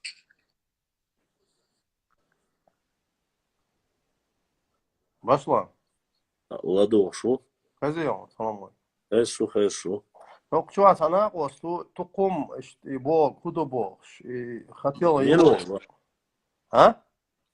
Милуева. Ну, к чему Все нет туком бог худу халяш и хухаляшу. Я бы ему объяснил туком бог худу. Ну, в каждых языках бывают такие принятые слова. Допустим, да, космонавт. Ну, Да. может, это я так образно говорю. Тукум бога и хадис, тюркский далах, персидский далах, я не знаю, скорее всего, тюркский. Я арбой дала. Может, да, арабский, может быть. И хадад, много, так сказать, путей может быть. Бусул динс ден хельмеги, так. Монголо-татарский, эти вот десен хельмеги. И нах цет сунболти, вот этого я не могу понять, тукум бог. Так, и теперь арби мата, тукум бог, я так понимаю, это общество в каком-то месте собранное в каких-то границах, да, как бы? Да, правильно. Так, ухар, бога, шахар, дион, и что? Ну, шахар дук, это тоже вроде тоже не наше слово. Шахар, скорее всего, это персидское слово. Тоже персидское, тюркское, арабское, может быть. Так, шахар бог, нас смысл, я так понимаю, ну, в каком-то ограниченном населенный пункт дела, город дела, или нескольких населенных пунктов. Ну, шахар, бог, вы понимаете, город, поселение, да? В каких-то границах. А так, ингарский, уже 16 века, уже гарский, буквально, допустим, да, вот 16 века, в кавычках, писанная наша история, писанная история Богуду, там гарский, была модела, имеется в виду, ну, гарский, да, правильно. Там федерации образовательные, яшхильчи, одним словом, по-разному можно это понимать. Так, и общество, ингарское, даже не модель, это есть, ингарское, ингарское, даже, так, вот, эхтхилит, ингарский, алфавит, тег, мот, колус, общество, примерно, акинское, его и ицхирадин, догадываюсь, ауховское общество, аух тукум, аух шахар, абсолютно разные театры, смысл один. Так, диха чара, шахар бог, ну, может, диха вот, не в обиду никому там, ираноязычные, это соседчбу. Ну да, в принципе, тоже можно. Тигл, хади'на хилмеги. Хока вот, так, бусул дин, хока вот, дина бо, так, бусул дин сила, так, татары, монгол, шуавар, маби'ни, хадис, да, бехна, через дербят это. Так, может, хока вот, тукум хади'н хилду. Так, хука вот, север, 16 века, гарты, хабахна, и гарты, метдешны, шван, юхден, общество юхден. А тигата, ваттарият, эхтура, там абсолютно ничего нету, искать там, Ваша, я думаю, что это просто комплекс неполноценности. Это это просто комплекс неполноценности. Показать о том, что ты понимаешь, проблема не в слове. Реально проблема не в слове. Проблема то, что взаимосвязано с этим словом. Тем самым этим словом они хотят показать, если мы используем много тюркских слов, что мы якобы ассимилировали с ними, и тем самым они пытаются нас задеть. Понимаешь? Но они не понимают, что точно так же, используя слова там шахар или другие персидские слова, допустим, мы же тоже можем точно так же сказать об ассимиляции с ираноязычными. Да, свободен. Здесь свободен, ахдион, подтверждает, диц асдюцадон. إذا أنا إتير آلة هدو تعرف بولشة عطش أولش ما ضايع أحمد باخد يقيد عطريج это естественное явление. Любой комна ишдиона, те диха дион, до Европе халозлой, диха вот кинеш была тигр мотти дешнеш юдо, укер вот метнеш юдо. تعال لهما داس например, также задавать дорогу хитцел, وين تاخذ شدرق дион, постоянно وين تاخذ شدر сюэли один купчи бог шлён. Купчи мы разобрались там, Яковлев помог нам. Вейм та балхила бачину. Но халава вейн учхуч, мы тут решили, но это азим по мама сецен дион. Сейчас позволяет нам тоже дион, заглянуть там, книгу там. И тут мы выявили, купчи, оказывается, вообще торговцы, ростовщики, А для торговцев, ростовщиков нужен город, Первый город, он появился Владикавказ, да, как бы сначала были крепости, потом Владикавказ, Назрань, в этом городе Дитна Мадац, Нохчи Диона, Совет Адватидалс Бен, Грозный Битна Бац, زي أبورك زي لما دون شو يقشي وجه يقشي وتعنيتش بين وجه جرозно чудит надо открыто. Купчи это, ну, Владикавказа, что торговый ряд еще, это ростовщичество, ложь, ну, язден дука, и дадели. Хинсо, учваться, модель, и all что делают, ну, которые из дючли. Так, нох челкш, бог, да, сам дюч. Я тоже начал тут сейчас время появилось, но интернет, что усохин, бог, мосом, аддитан, уже 2 года. Ода хадж, я нахожу единственный нагайский мавзолей у Назрани. Ой, очень хорошем состоянии. Ой, смотри, Да, я видел. Киртуар, Кертин, ой, вообще даже, ой, мне, конечно, стрелял, и хазин, конечно, датес, дуай, модель, Алла, марах дождь, будет, конечно, санда, ин, татбеш, и даться будет, махлой, там, дой. Очень хорошем состоянии нагайский мавзолей. Ну, аса просто делал, хаол, я дюхал ош, ой, сама, сумата, ба. Но, гай, чал, гаш, ош, я сатал, воля, ила, и дешнеш. Но, гай, чал, гаш, но, гай, гал, гай, но, гай. Опять же, не в обиду, ба, просто. И нагайский мавзолей, шел, ёвча, яла хари, хухайдар, представляет, дока, дой. Нагайский мавзолей, будь ушали, представь, дой. Шел, хош, вообще, гаял положение, короче, Новая челочка. Шер, коч, мова. Ну, пускай гудер место, биш ти гульчитай оли, гудер местом, иза кумыкский дошло, дошло болца. Дац, гумси хинах юри, гумс ойл, хинди, гудер место, ёккалык, хитскабен, юлаят, гумс ойл, хинди майва стола. И что мы ждётся, да, заглон, штех, дед, сюли. Это тоже естественное явление. Любой дион, ком дион, أكرائن ديع أول سي أو تي زاو يخلشتو ديع قوم ثاني زاو كنا تشتوا برتا تديش يوم دولش مديدو Изм это естественный процесс. هم دات ديونا ديع وي أكرائن وي общество ماي غلغ مخ وي ما بي وي تقع مدي تعمت بيش بس يو تقع بو غلغ سقام دوباس часть моего народа но هي حديث عناخ بيولبيتش إناخ ديون يحسو أناليزير ده بيولبيتش بيولبيتش يسان هم ديسو أتصل ديون وأتصل ديون نوخش ثاني ديون سبيز هندو حاج я узнаю было под общество назрановцы хитё ой дабат бина ма будешь карт на штя будешь там хата дивдас века карт حاج دوين دخلوا إيش شو ديون назрановцы ألف تعباز بينو هوكا قينش باز بينو إيش باز بينو Вайн Махай Назранович Милишпо. Это было под общество близко родственных дион, с осетинами.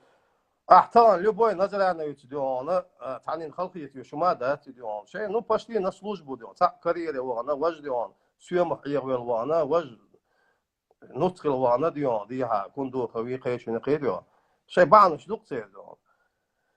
Ну букуш Назранович. Вот так его уволят сер на осетин кио. Биография Шаадион. Слушай, честно скажу тебе, мне из Соншадик да, мне это неинтересно. Бабушка, да, это естественно явление тукум алар, шаар алар, дешно штермен, общество алар, примерно дион, мох гол дион, вы любой, вы понятие, а тайпи шеца мох бу хулиш дион, границ бу, бдукай вот лак дион, тайпи мох бу, союз тайпов общество Airway أو общество لا نخش ماخ общество شيبل общество ну мах армекш дутига тукум армекш дутига шахар армекш дутига общество армекш дутига вот вчера и может действительно саха шхламеги может и провокатор хламег вот он قيت ورام вязешь вот свой давай это вопрос чему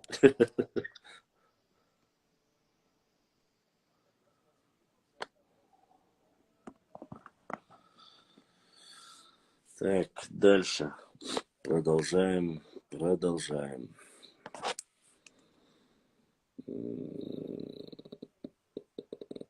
Дальше.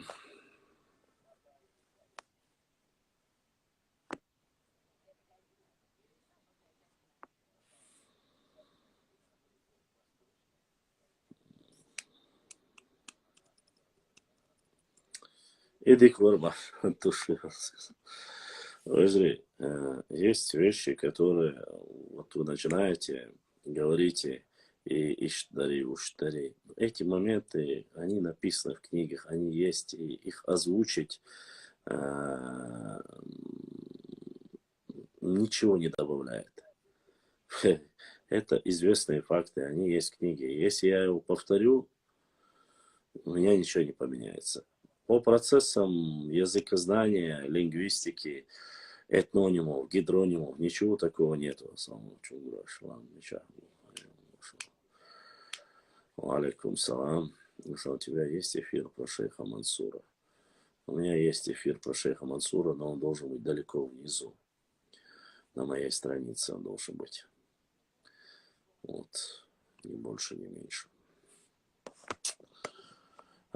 И когда вы заходите, это есть, когда задают вопрос, ответить абсолютно несложно. Если нет, задают вопрос. Брать, мне своя история интересна. Она более касается меня. Вот. А что касается, я знаю, что вы любите. Вы знаете, мне запрос направили, видел запрос Мусы, Темишева, Щич, кажется, там была. Ну, посмотрел я, послушал я, что, к чему, как говорят. Ну, извините, формат общения у каждого свой. Мне интересны более моменты, которые касаются исторического процесса, с которыми я могу поговорить. Без разницы, чтобы я мог поговорить с людьми. И у меня другой процесс. Я не пытаюсь никого. Моменты, которые вы обсуждаете, о которых вы говорите, они известны. Я с ними борюсь уже давно, намного раньше, чем многие даже могут об этом думать. И я никогда не позволю оскорблять ни свой народ, ни свою историю. Судящие куят. Но есть моменты, когда мы начинаем говорить о политкорректности, есть моменты, когда мы начинаем говорить какие-то там пособ, кедек, кедек. Нужный момент мы ответим, какой вопрос, какой привет, такой ответ. Сюда щекуется. Вопросов у нас очень много, которых мы озвучиваем, изучаем, смотрим, публикуем, разоблачаем.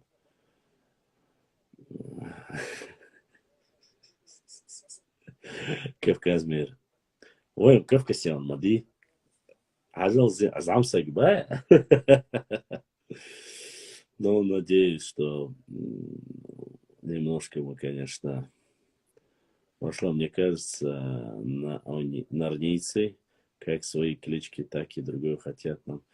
Да, есть такое, есть, конечно же, такая тема, я об этом тоже говорил, но в чем. Много раз пытаются нарнийцы, конечно, это фишку использовать. Я не знаю, но психологи описывают, что некоторые люди, которые реально, у которых проблемы с чем-то, они пытаются вот свои проблемы, свои больные фантазии переложить на другой, проецировать его на другом народе или же на ком-то, кого они ненавидят. То есть то, что они сами по себе являются, они проецируют на своих так называемых врагов или, так, как говорится, недоброжелателей. Эти вот вещи, конечно же, есть. И вне всякого сомнения меня это не удивляет. Это обычные процессы. Это показывает этих людей, как говорится, ни больше, ни меньше. Я не знаю, кто-то вот вопросы отправляет какие-то пустые мне. Что за вопросы? Насчет чеченских тем хуя мог бы с тобой об этом поговорить. Кавказ Фридом. Я так и не понял, что за вопрос. Не понял. Жижг махубу. Муава базар вай хажа милан хубах почина у проблеме тигаха. Я, честно сказать, давно не интересовался мясом.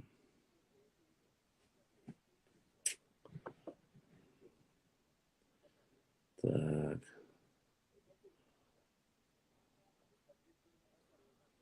Так, дальше. Жертвец Духаневой. С такими ценами здесь волей-неволей станешь этим вегетарианцем. Новые нагайцы. Алейкум салам, новые это нагайцы.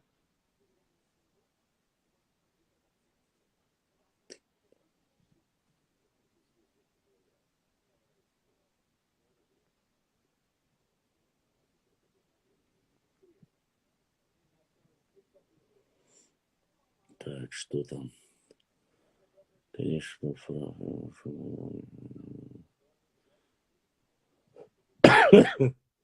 я думал, не отобразится, если честно. Отобразилось.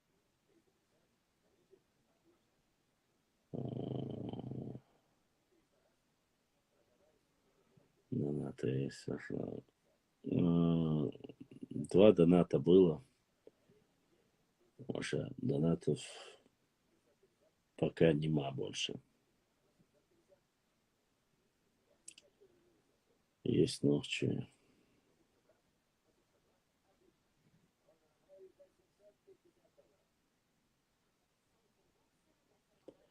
Ноги и нохи. Не путать. Нохи это часть гендерной гарду. Ноги это нагайцы.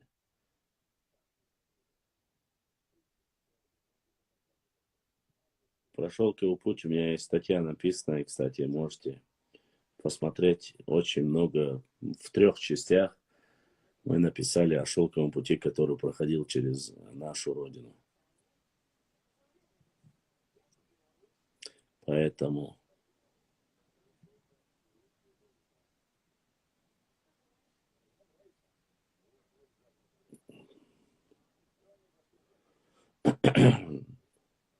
скоро будет много донатов. Карфаген, Ганнибал. С чего это вдруг?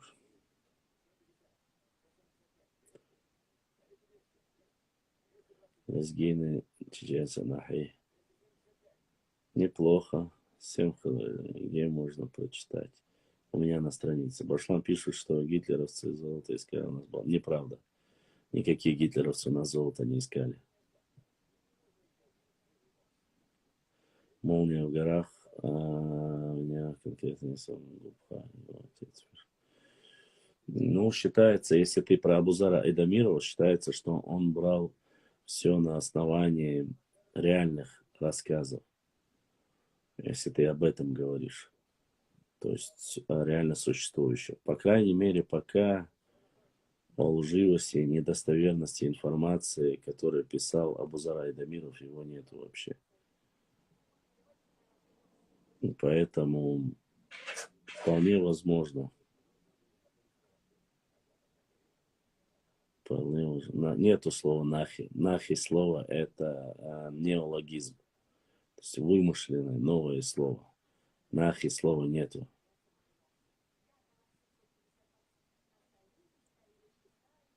Об этом уже знают все.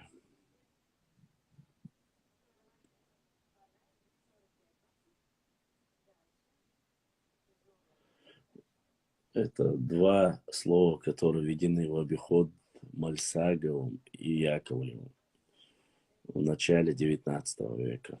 Ой, 20 века. Дочь Марят, ДРС Хылуша за поддержку. То, что пишешь, поддерживаешь.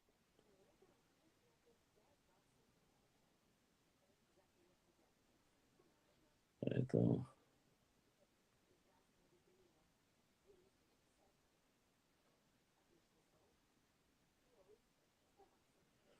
Так что...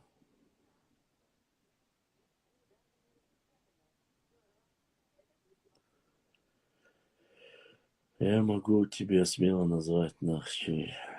Но есть предание, что между Шали и Автуры разные дороги найдут золото в большом количестве. Ох, эти предания, Ваша, они только нам мешают, честно сказать.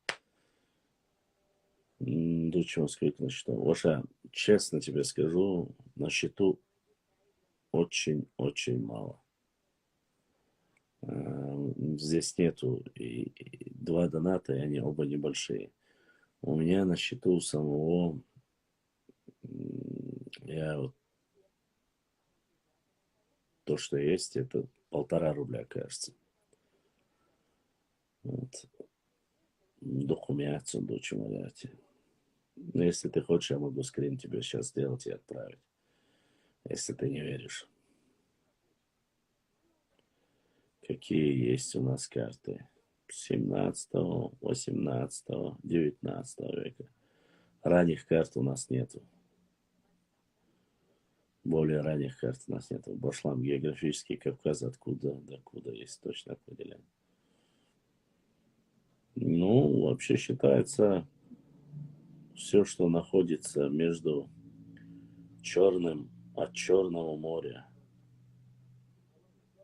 вот, от Черкесов и до самой Персии, это все является Кавказом. Поэтому, алейкум салам, Кавказ. Вот Аслан, брат Аслан задонатил. Аслан донат духахой, сверху строчка спустилась, что Аслан задонатил. Аслан. Обещ мархибата, а я это не донат мархибата, букудом кабет марх, лишь полностью. Я имел в виду не золотые руды, а какие-то сокровища типа Грааль, там, потом нет, не слышал.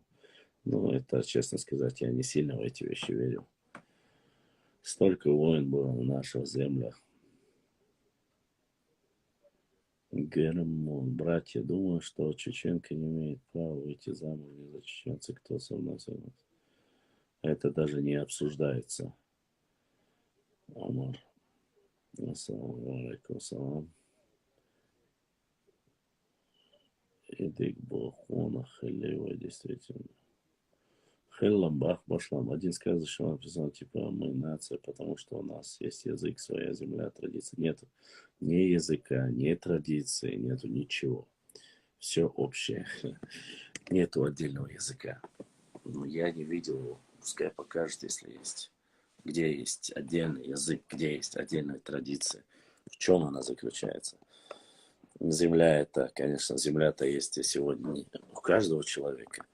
У каждого гражданина Чеченской Республики есть земля. Но не каждый гражданин Чеченской Республики это является отдельной нацией. Поэтому это чушь собачья. Алейкум ассалам рахматуллахи баракату. По крайней мере, я не видел ничего подобного. Да и любой маломальски образованный ученый сразу же засмеет его. Тигр про Алибека я в курсе, меня интересует Губха и пиши из Гуноя. Губха описывает как наиба Алибека. Ашбу надзикш.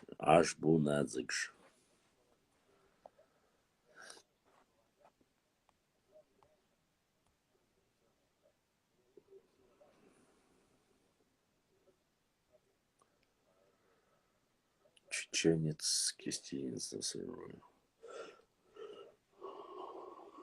Название Нохчи древнее. Название Нохчи древнее. Намного древнее. Ассаламу алейкум всем. Ва алейкум салам башлам. Башлам. Дух. Нервиш хунью. Не понял я твое слово, Брэдли. Насчет Губхи не знаю, но если Алибек был, значит и Губха был.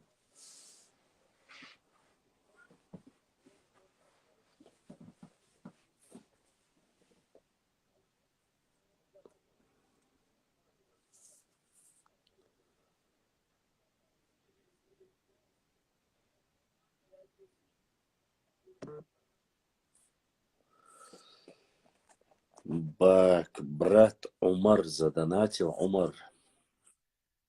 Брат Умар, Аллах да саду хаданата ухбеш батах Аллах дар Богдисный Эзершка Соуда Хейла.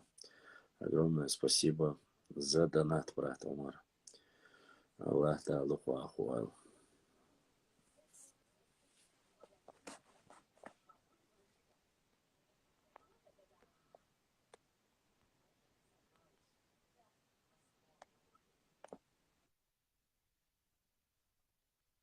Аслан задонатил.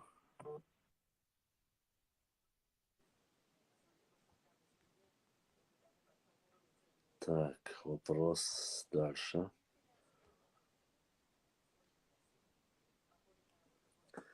Ассаламу алейкум. Башлам, со YouTube чуа харшу, прямой эфир канал Хадуй. Алейкум салам. Канал Германия Ашу Вайцан Вашу Хади Линду с моего разрешения. Он транслирует прямой эфир. Сам я пока себе не могу позволить вести отдельно эфиры. Имеется в виду, ну, у меня железа нету и многих, как говорится, приспособлений нету. Поэтому вот так, как говорится. Ну, Вайду, подписывайтесь. Все приглашайте к нам больше подписчиков. Это очень важно, это очень нужно. Поэтому я буду только рад. Чем больше людей с Европы, с Азии, с Казахстана, с России будут смотреть наш эфир, тем больше мы сможем рассказать. Вот у меня были какие-то мысли рассказать. Нет, Тигр Львович, я понимаю, что тебе смешно, но это железо, это совсем другое понимание. Не металл железа нужно для, а именно хороший, мощный ноутбук. Вот, ноутбук называется железо. И так далее, и тому подобное. Там. Ну, до этого как-нибудь, наверное, доберусь. Как получится. Есть мечта, есть стремление. Получится, соберу, куплю. Не получится, пока есть телефон, мы ведем трансляции Инстаграм, Фейсбук, ВК, Телеграм, ТикТок, когда был Твиттер тоже. Поэтому все платформы дублируются, все они ведутся. Да, ага. YouTube тоже запустим. Но пока я использую Instagram платформу, занимаюсь. Хотел вам показать, есть некоторые балаболки, которые вечно тут плакали мне, говорили, что 1 U395 Ваша. То, что я хочу взять, он дорогой Ваша. Ну да, я наберу на него. Были балаболы, которые говорили, что якобы там у меня есть или нету исторического образования. Дипломы были у меня, хотел показать вам, а потом решил, оставим, конечно же. Вот. Ямс. Я хочу яблоко взять, да, Ямс 88-95 четверки. Вот. Я обязательно хочу взять яблоко. В Телеграм, да, еще я хочу попросить моих братьев. Очень вы просите многие мне переслать видео, переслать там, я не знаю, какие-то там ссылки, посты и так далее и тому подобное. Все вы у меня на главной странице, куда многие там донатят и отправляют донат, там есть снизу ссылка на телеграм-канал. Пошла нижний дефис 20, кажется.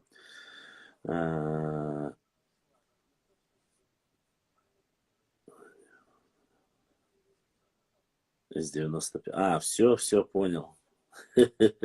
Теперь я буду из 95-х один. Вот здесь показано чуть по-другому. Как раз таки, что я хотел сказать. Не помню уже, что я хотел сказать. Беслан Хурдаев. Привет, Пая. Беслан, ой. Почему 20? Потому что ностальгия. Когда-то мы были 20-м регионом. Поэтому и 20. 3 девятки заняты были там.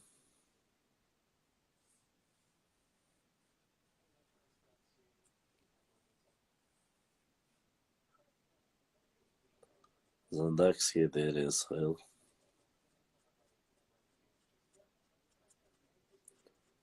Я же немножко историк, поэтому любая история это дело уша. Мне главное, чтобы он был маковский, тонкий, и чтобы память как можно, оперативка была. Ёх, кохельчан, нормально. Я, честно сказать, держимся. Экран зажимался, ёх, кохельчан. Как говорится, а так.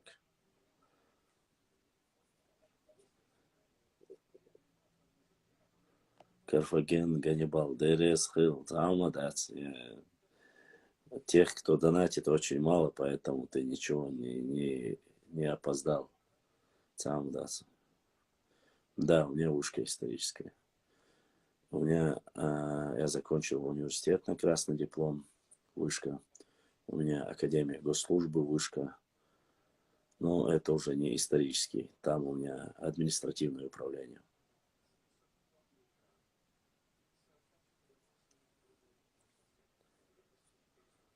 Ну, в то время, когда был 20-й регион, у меня совсем были маленькие, точнее, маленькие. Я сам был молодой очень. Чем, с чего вы? Ты меня спрашиваешь, хаочи чего ба, Беслан? Или хасао чего ба? Чем сооча дороже?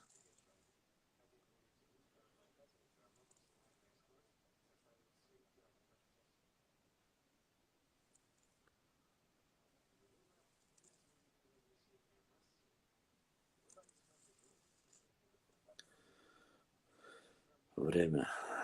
Хай, брат из... Ассаламу алейкум. Как самочувствие? Брат, который проживает в Штатах, задонатил. Брат, ну, как видишь, пока держусь. Не до конца вылечился. Народные средства не сильно помогают. Даже, видишь, чуть-чуть вот я вытягивал нос все время. Поэтому немножко простыл. Ну, как не могу до конца вылечиться, но народные средства держусь, как говорится. Вот так. Огромное спасибо, брат, что не забываешь, когда заходишь, время от времени донатишь. Огромное спасибо. Не важна сумма, важно внимание, как говорится. А мы, как говорится, не самые привередливые. Поэтому огромное спасибо. Клинок, да, клинок такой. Садовый ножик такой. Мне нравится черная сталь. Тимур, я тебе закинул кое-что интересное. Хорошо. Хорошо.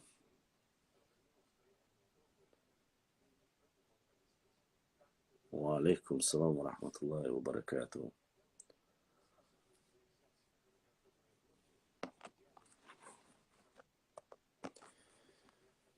Тимур, ва алейкум салам ваша.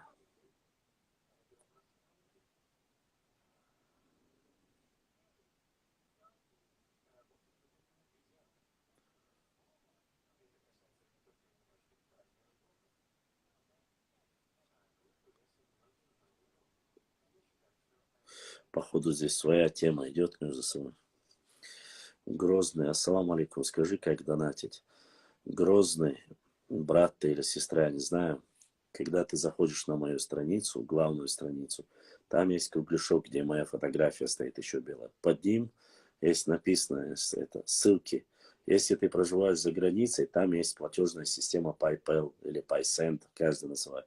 Через него отправляешь. Если ты в России живешь, то там есть номер карточки сбербанковской. И кто сколько хочет донатить по мере своей возможности, как говорится. Многие. Как ты, братка? Да ничего, братан, тихо, молча. Работаю, читаю, пишу. Как видишь. Потихоньку, потихоньку, не спеша.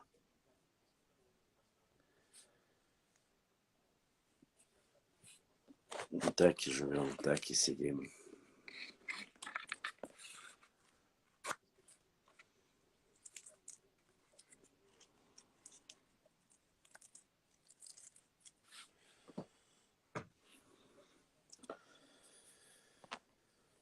Моноброви выделяется, но уже...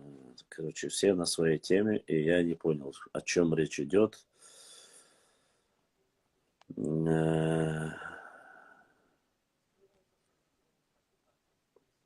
Сам башлам держись. Бежусь. Тигр Львович. Держусь как могу. Сбой связи. Это у меня или у тебя? Это не у меня. Я вижу, я читаю, я здесь. Так, башлам. Да. Салам. Богом. Рам Хельсинг. Ты это мне задаешь вопрос? Болезненный вопрос, братан. Очень болезненный. 115 килограмм. Я задам вопрос. Проследи, пожалуйста. Задавай вопрос. Проследить не знаю, ответить. Я до сих пор с кризиса не могу выйти. Это нехорошо, брат. Тогда мы с тобой в одинаковом положении пока, братан. Вашлам, следи за моими вопросами, я сейчас кину. Задавай.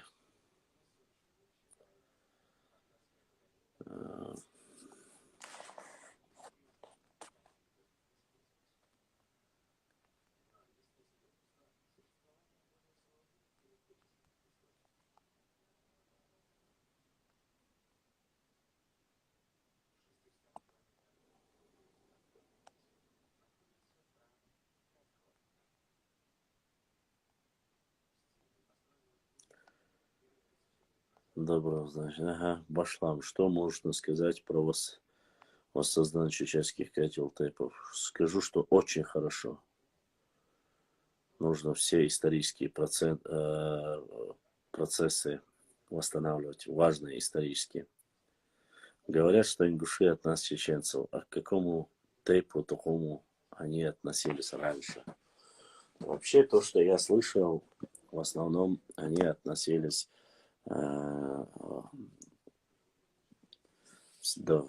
считается, до 17 века. Это очень нелюбимый мой вопрос. Я не хочу сильно как бы на этом циклиться, но они относились к Тухуму Галга. Вот, Галга Муахку у них был свой. Вот, к ним и относились. Вот, Галга. Но считается, что последний Мехкел общий в 17 веке, когда мы уже начали разделяться, было собрание в этом Мелхисте, кажется, или Майсте, или Мелхисте, было собрание, на котором 3 представителя старейшин был поднят вопрос об отделении и выхода из состава общего Мехкела. Есть такая версия в 17 веке, кажется, там речь говорилась, что в 17 веке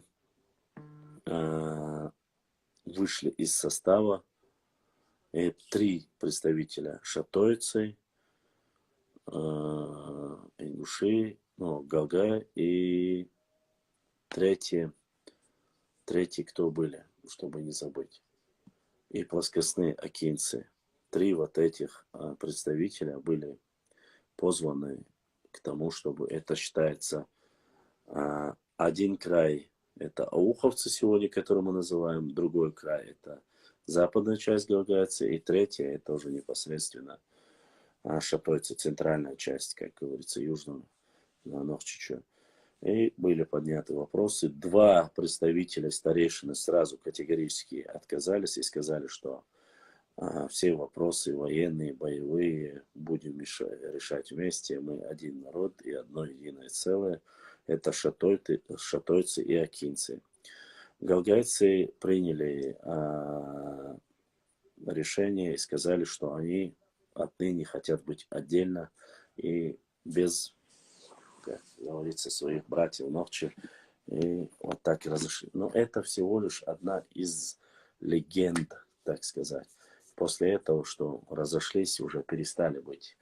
Никакой вражды не было. При боевых действиях, при любом, уже после этого решения Мехкел, общий Мехкел, не принимал решения за галгайцев. Поэтому вот как бы считается последнее время, последним сбором в 17 веке, в Майсте, кажется, это было Майстер, или Мелхисте, или Майсте, я могу как бы точно не помню, вот одном из этой местности, когда принимались решения, откололись, и после этого уже отныне уже идем как раздельно. Был такой как бы разговор. Вот так вот. Дальше. Что там?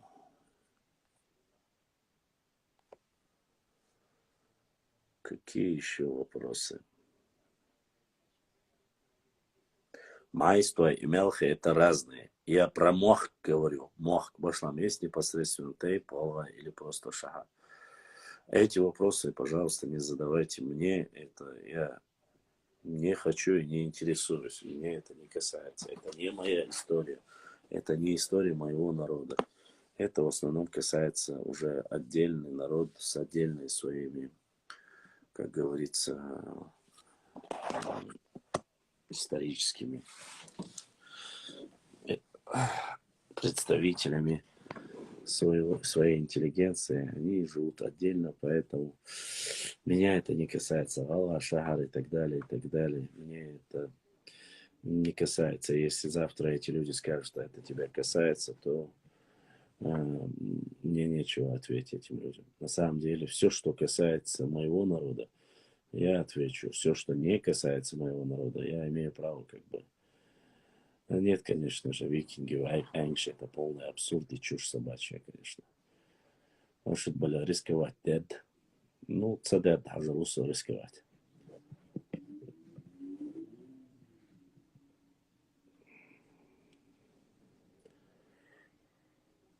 Дальше. Вопросы, ответы.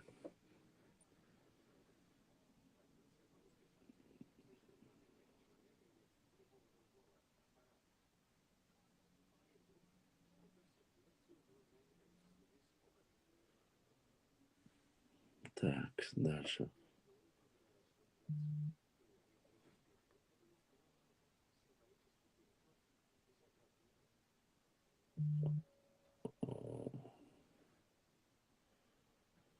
Вот брат меня спрашивает, что сбой загрузки сообщение отправил. Может, перезагрузи, не знаю. У меня, в принципе, нормально. Меня все слышат, видят. Нормально. Башлам, ты видел пост? Да, я его очень видел. Ну, а что ты хотел? Ты же понимаешь, что... Да, теперь таких людей будут. И это уже началось не первый раз. И этот вопрос как шел, так и будет идти. Будут таких людей позорить, говорить, что такие вот люди позорят себя, наш народ, закидывают фотографии. Это и будет, как говорится, и в дальнейшем.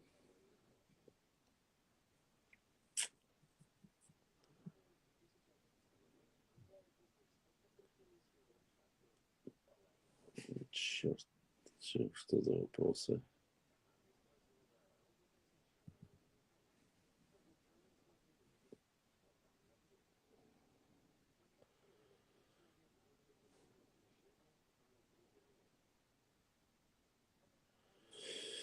Слышал, но подтверждение может дать только Пахрудин.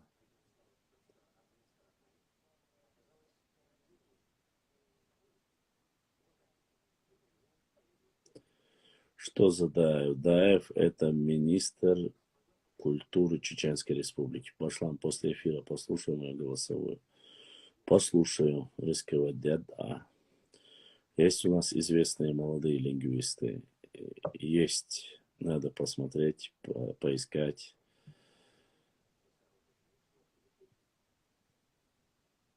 Ну, вот. Башлам, я стих пришлю в личку, видео сможешь оценить, сказать мне, да, смогу. Нахче Швату Борздерес Хил за поддержку, за то, что переживаете. От этого, конечно, от этого зависит многое, конечно. Ладно, есть вопросы еще. Вы знаете, уважаемые мои подписчики, если вы что-то спрашиваете интересное или историческое, или даже касаемо сейчас последнее, это важно, это нужно, я буду отвечать. Но если вы просто решили потерять время, вы должны понимать, что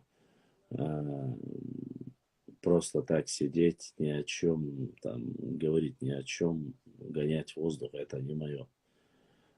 Почему что-то интересное? Вот отправили запрос, я сразу принял, я поговорил с нашими братьями. И я ни от кого не отказывал. Главное, чтобы лицо показывали. Но и говорили, конечно же, без мата и все остальное. Но по-другому просто так сидеть, это у меня ничего, как говорится, и технические стороны у меня телеваются и так далее и тому подобное. И я, тот, кто знает, тот, кто у меня был, мне нужно и трафик, и остальное все. Ну, не теряйте ни свое, ни мое времени. Поэтому задавайте конкретные вопросы, отправляйте запросы, разговаривайте, никаких проблем нету. А так просто так, если у вас нечего говорить, то зачем я буду свое здоровье и свои, как говорится, маленькие возможности использовать, если вы ни о чем не говорите полезного. Ассаламу алейкум, визри, муху, башла. Уду, ва алейкум салам, рахматуллахи, баракату. Ничего, держимся. Потихоньку, потихоньку держимся. Вот у меня вот вопрос. Так, вопрос, почему раньше не было таких споров? Каких споров конкретно? Говори конкретно, каких споров, я отвечу. Правда ли, что Гермичук старейшее село в Чечне? И кто ее? Нет, неправда. Кто ты, воин, Бушхата, ждешь, Мауха, Ваша? Там правильного смысла нету. Вот указать. Ну, алейкум ассалам, рахматуллах, алфавит что буквы бы, не знаю, я не видел алфавит.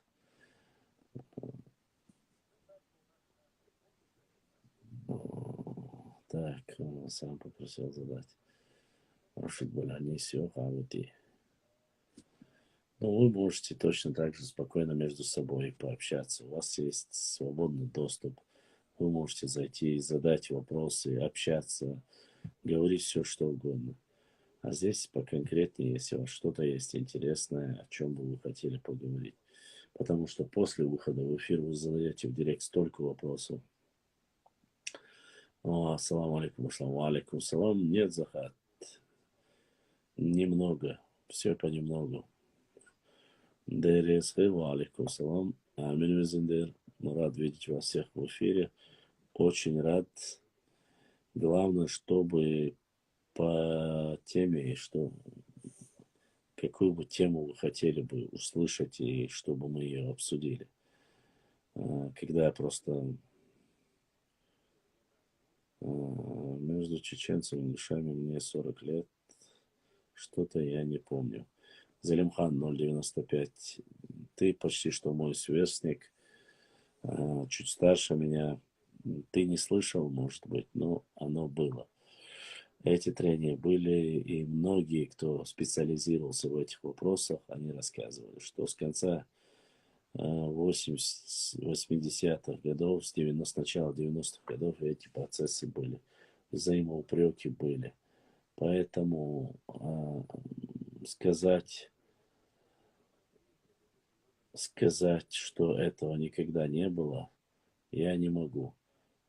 Просто может быть какая тема сегодня для обсуждения была хорошо. Если ты или я, мы не знаем конкретно, о чем идет речь, а, это не обозначает, что этого не было. Само собой, эти проблемы были еще с 90-х годов. Но она не была настолько остра, потому что тихо, молча земли в 2009 году были прихватизированы. Когда начали их возвращать, поднимали панику, подняли панику, обвинили в этом всех, кого угодно, но не обвиняют тех, кто в 2009 году их украл и потихонечку переоформил. Башлам, я вчера слышал, что хотят Ингушетию присоединить к нам и вернуть чеченцам чеченский. А Ингушам Сунжа сказал вчера, возил работе. Да, это чушь собачья. Пока ничего подобного не обсуждается. Но не было такой огласки между нами. Заримхан не было, потому что не было социальных сетей, не было много других вещей. Это все поменялось. Сейчас социальные сети и сегодня, как говорится, это просто-напросто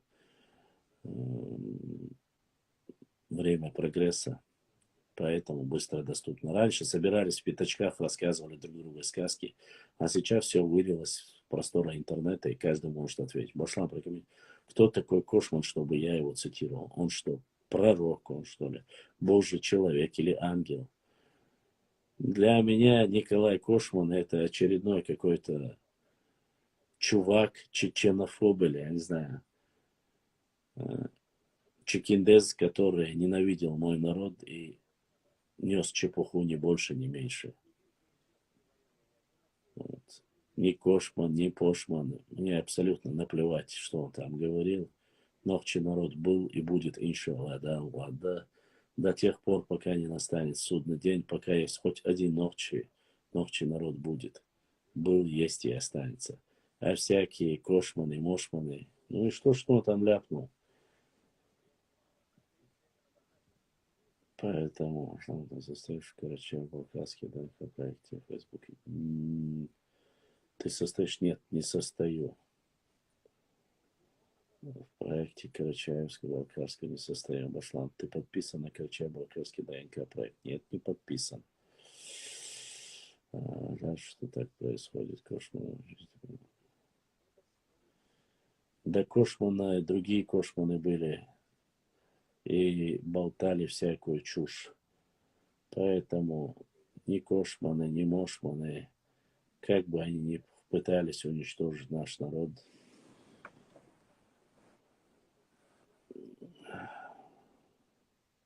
жаль, что так произошло, очень жаль. Но не мы это начали.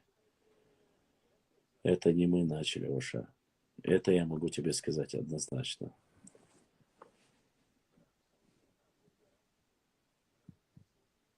Там очень интересно, подпишись, прочитай. Ссылку в директ скинь, и обязательно подпишусь.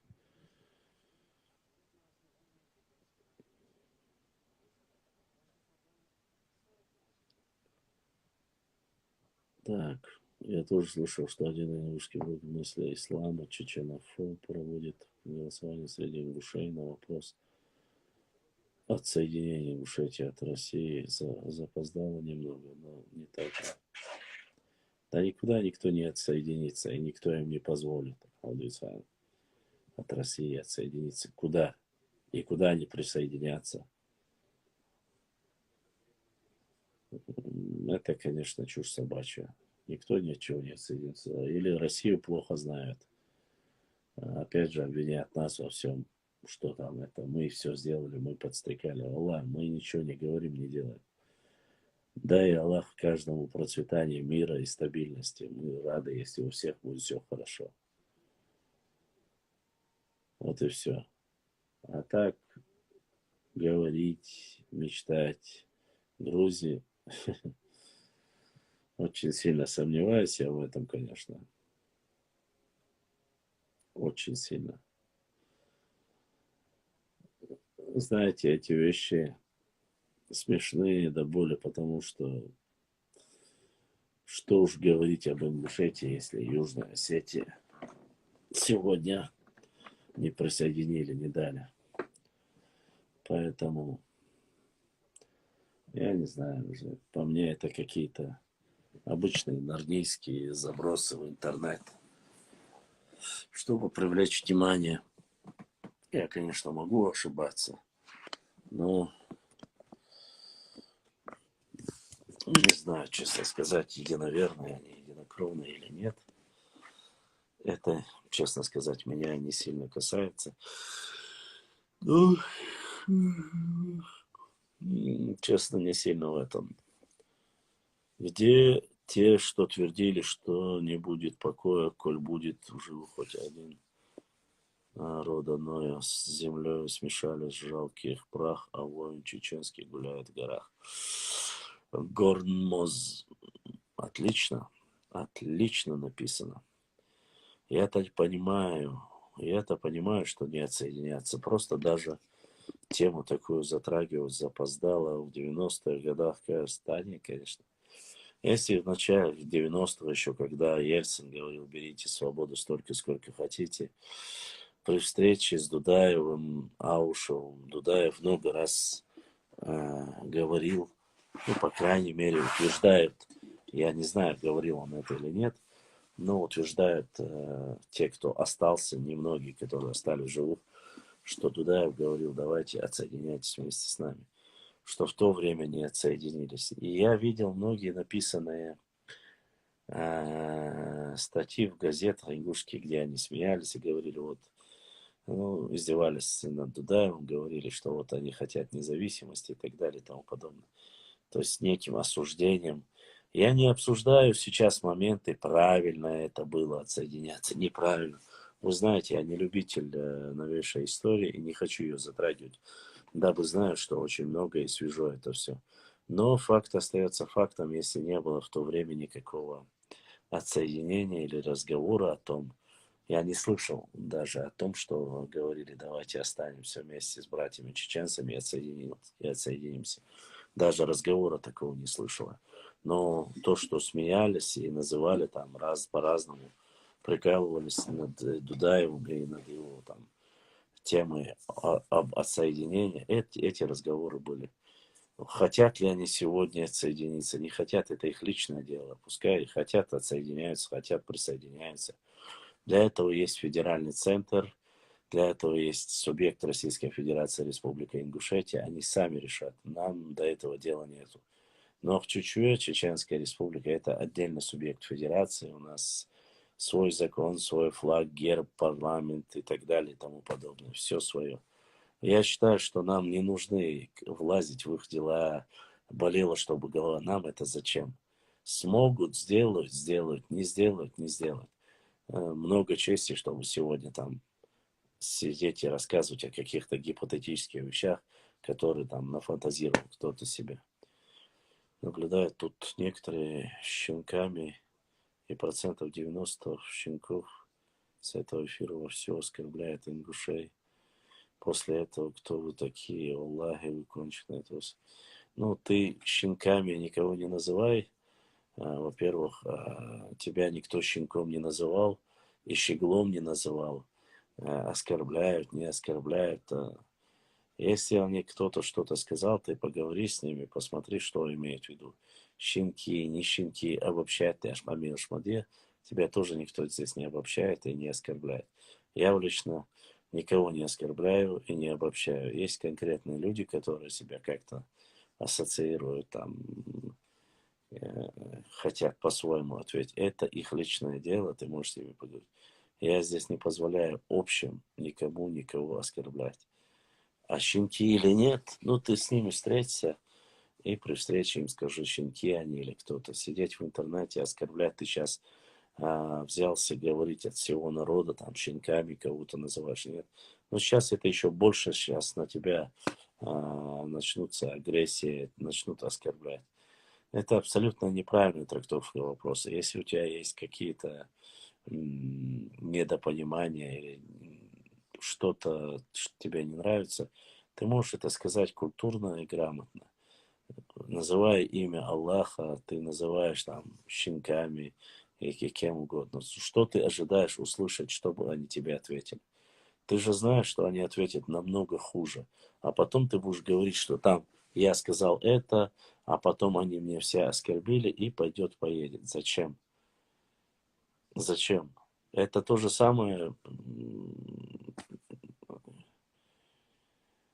Лянов, но это неправильно. И вот Ахкабас. Ну, сейчас они начнут оскорблять тебя. И я эфир делаю не для того, чтобы оскорблять ни тебя, ни кого-либо другого. Я еще раз повторяю. Есть история, есть люди, которые м, в этом историческом процессе есть определенные личности. Зачем переходить на личности? Зачем говорить о целом народе? Я о целом народе ни о ком говорить не собираюсь. Поэтому нужно понимать, нужно знать, что... Так, что тут еще за вопрос? Кем были до того, как стали французами, французы или кельты, или саксы? Ну, вообще-то считается, что э, этот вопрос, конечно же, кем были французы, кельты, немцы, германцы. Ну, мы знаем, да, что был некий Карл Великий, некий имеется король Карл Великий, у которого была целая империя. У него было 3 сына. Эти 3 сына потом в дальнейшем, как трактует официальная история, разделились на 3 части.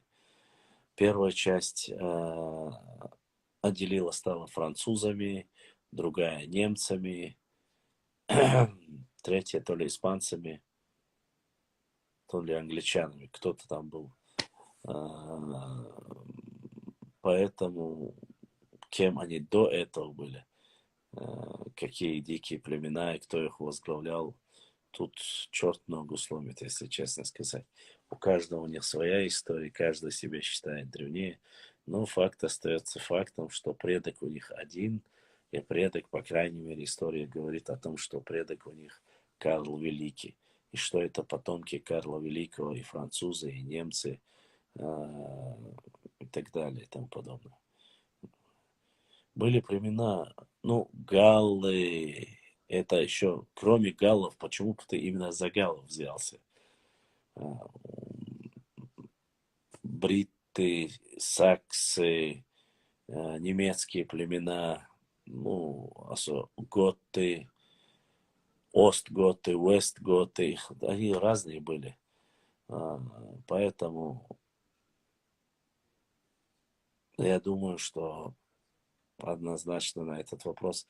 Ну, некоторые утверждают, что они пришли якобы с Кавказа. Галлы нет. Галлы, при чем тут галлы этого? И Галла. Не задавайте глупые вопросы. Не считаю, что это абсолютно как бы правильно.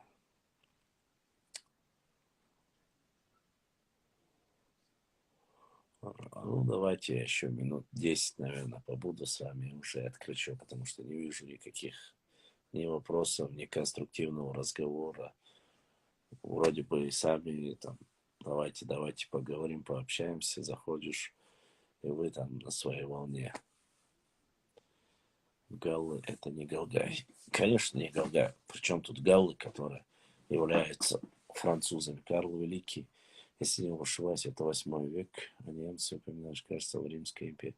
Намного раньше немцы, до нашей эры упоминается Римская империя. Ну, официальная история, я говорю тебе про официальную историю. Считается, что после наследия Карла Великого они разделились на 3 части. Я тебе же про государство говорю. Германия. Нет, вспомнил. Германия, Франция и Италия. Вот на эти 3 части якобы они поделились. Так говорится. А так, после развала Римской империи на 2 части, западная и восточная. Восточная это православная, и западная это католическая церковь. 2 столицы, Ватикан и Константинополь. Ну, это, сами знаем, турки, Османская империя завоевала часть восточной. Вот, и как бы вот так оно идет. А так, некоторые утверждают, что там Европа была завоевана аланами, поэтому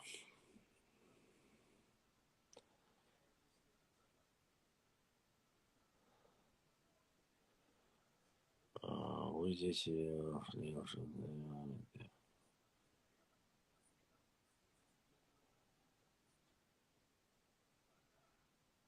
А вот я нашел Александр.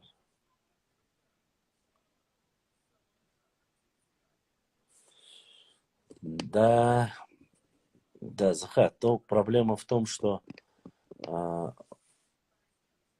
ведь считается, что же развалили Римскую империю тоже. Не каждый признает. Некоторые говорят, что э, некоторые говорят, что непосредственно европейская часть более воинственная была вот у немецких племен, что они были там некими одичалами. Другие говорят другое, там, что галлы послужили тому, что разрушилась Римская империя. Третье, никто не хочет признать реальность того, что Римская империя развалилась из-за своей расхлябанности, зажралась, как и, в принципе, и Османская империя. То есть в начале, когда они все шли по исламу, Османская империя становилась все могущественной. Фактически вся Испания была завоевана непосредственно этими османами, исламскими воинами, османскими воинами. Но потом уже Османская империя начала тоже брать пример с европейские династические браки. Один халиф говорил, что он круче другого. На войну то ли отказывались, то ли не шли из-за внутренних разборок. И все это привело к тому, что Османская империя, кстати, как раз-таки считается, что именно разобщенности вот так проиграла. Римская империя то же самое. На границах начались уже, каждый начал от себя тянул, как говорится, нести.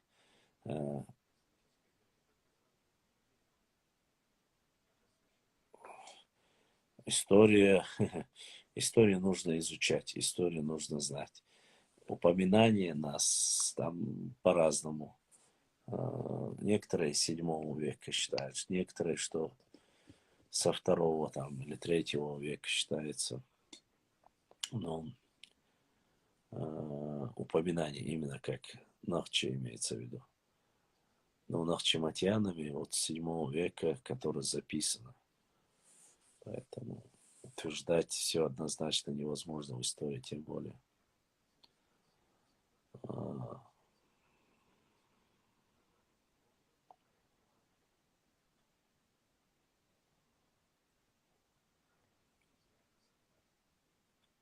Пока осталось 5 минут.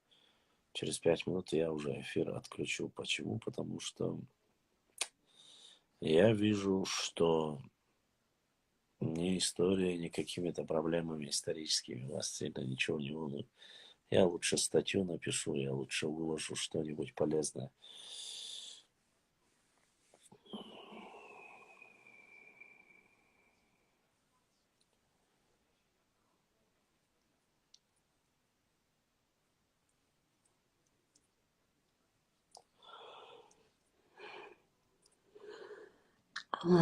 Илла Мамда Расула.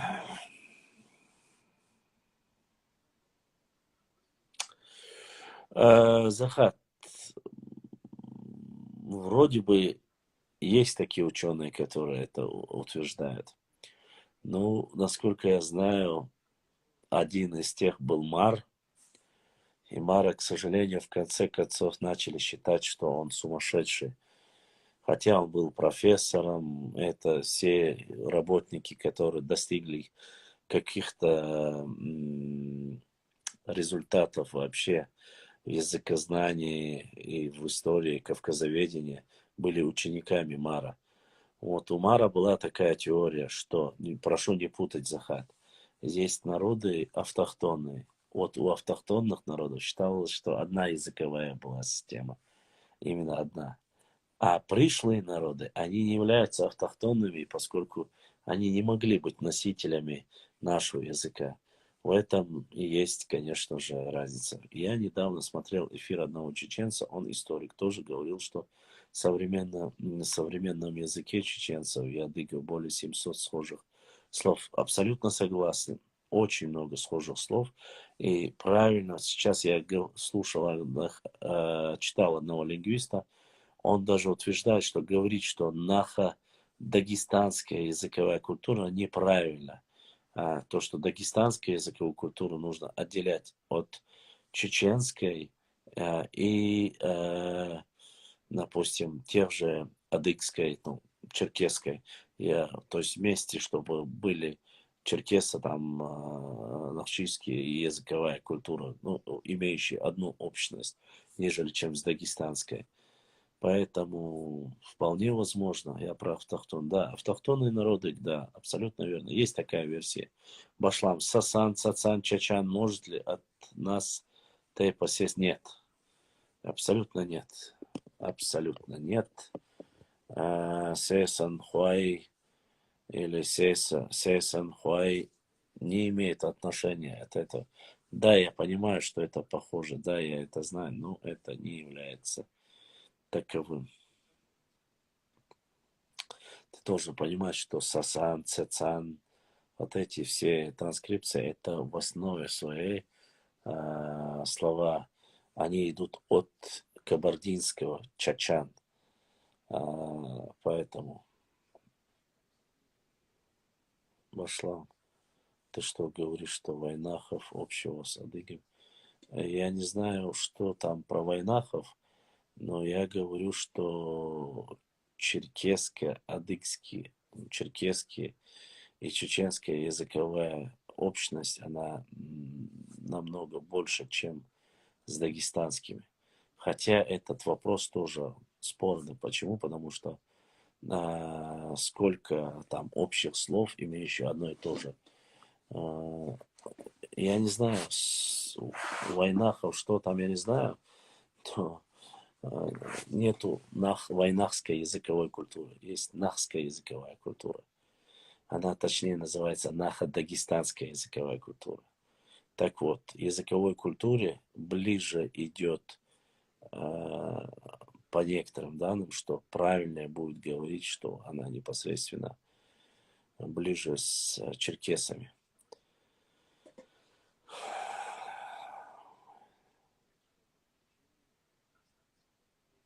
Вот нахская группа, адыга, абхазская, картвельская языковая группа, если я что-то правильно.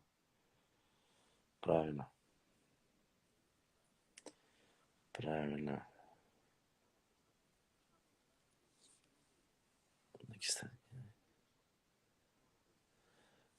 Да, еще раз я вам говорю, есть официальная терминология. В этой терминологии говорит она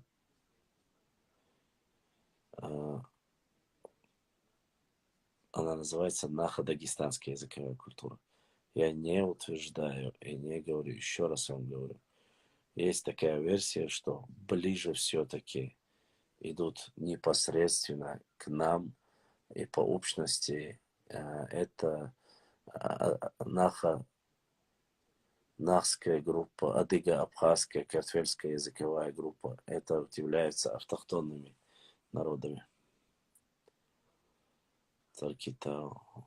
Таркитау, это, если я не ошибаюсь, это кумыкская тема. Это чисто кумыкам принадлежит. Тау, гора, Таркитау, это должно быть непосредственно тема кумыков Дагестана. Мне, честно сказать, туда лезть не надо, это они сами без меня разберутся.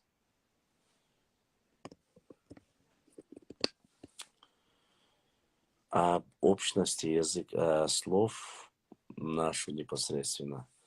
Я скоро постараюсь, мне скинули материал, я постараюсь по этому материалу написать тоже, скинуть. Ну, это нужно разговаривать. Я по одной версии не могу судить, что это одно и то же. Адыги, что нахи. Во-первых, нету народа нахи. Это раз. Адыги, Орстхой, Заманхой.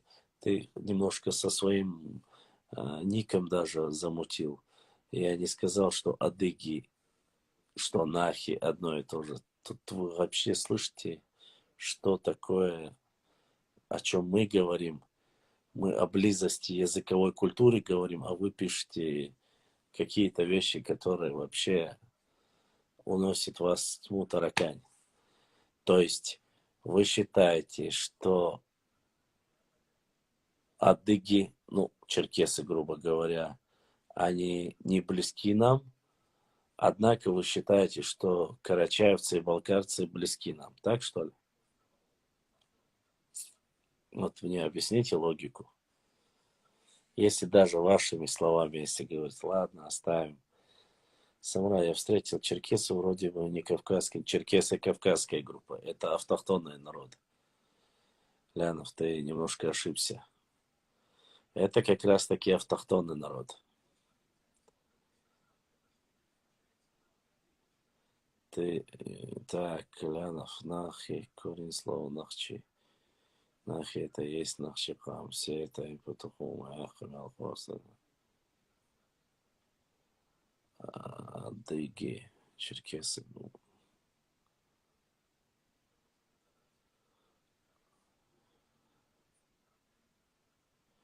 Не, Захат, не удивляйся. Ты посмотри по никам, будет уже понятно. Ты ники посмотри. Я уже знаю, кто есть кто, поверь мне. Я знаю, для чего это делается. Я знаю, кто это разводит байду. Черкесы — автохтонный народ, конечно же. Еще какой автохтонный народ? Наши самые хорошие соседи. Мало того, что соседи, я вам больше скажу. Есть с нами, вот мы ассоциируем. Лянов, ну это знаешь, почему тебе кажется? Это тебе кажется, потому что вы заигрываете с ними больше. Все. Мы и к карачаевцам хорошо относимся, и к балкарцам, но вы заигрываетесь больше. Вам кажется, это то, что ваше, это ближе, а то, что другое, это дальше. Нет. Поэтому черкесы — это такой же автохтонный народ. И с очень, очень богатой культурой. Так что, да, братан, заигрывать. Потому что ты не в обиду, конечно, посмотри, сколько закидывают. Я не тебя именно имею в виду, а тех, кто заигрывает. Чуть ли не лошадей, чуть ли не герб, чуть ли не все вместе называют заигрывать. Это и есть заигрывание. Вот. Я так считаю, честно сказать. Каждый себе ближе считает. Так вот, что касается адыгов, вот я говорил с профессором, с одним. Очень богатая культура. Очень богатая. Очень древняя культура. То, что некоторые племена пытаются снова же к ним приписать крымских татар, нагайских. И нагайцев добавляют ко всем. Как нам, как другим. А теперь послушай меня, Лянов. За базаром следи, ты будешь говорить со своей женой или со своими сверстниками. Ты понял меня? Разговаривай со своими людьми, за базаром следи. Ты что, на зоне оказался, что ли? Или решил батон покрошить здесь? Я тебе не какой-нибудь чувак, с которым так можно вести. Я тебе сразу сказал и исправил, что я не тебя конкретно имею в виду, а тех, кто играется с ними. За базаром следи, будешь говорить со своей женой или с теми своими сверстниками, которыми ты можешь так вести разговор. Не со мной. Это тебе не базарное место сбора, где могут болтать о чем угодно. А что ты ожидал? Что я скажу? Мнение у каждого свое. У меня оно свое, у тебя оно свое. Не нравится? Проходи мимо. То есть тебе оскорблять 5-миллионный народ черкесов – это нормальная тема. 4-миллионный, миллионный даже народ пускай. Что они не мусульмане, ты можешь доказать это. Что они не автохтонный народ, ты можешь доказать это. Что у нас нет общих слов, похожих друг на друга, ты можешь доказать это. Что они не воевали с нами плечо о плечо в Кавказскую войну, ты можешь сказать это. Вопрос, какое ты имеешь право оскорблять их? Я же тебя не оскорбляю. Заигрывание это называется, когда ты кого-то считаешь лучше, чем других. Вот и все.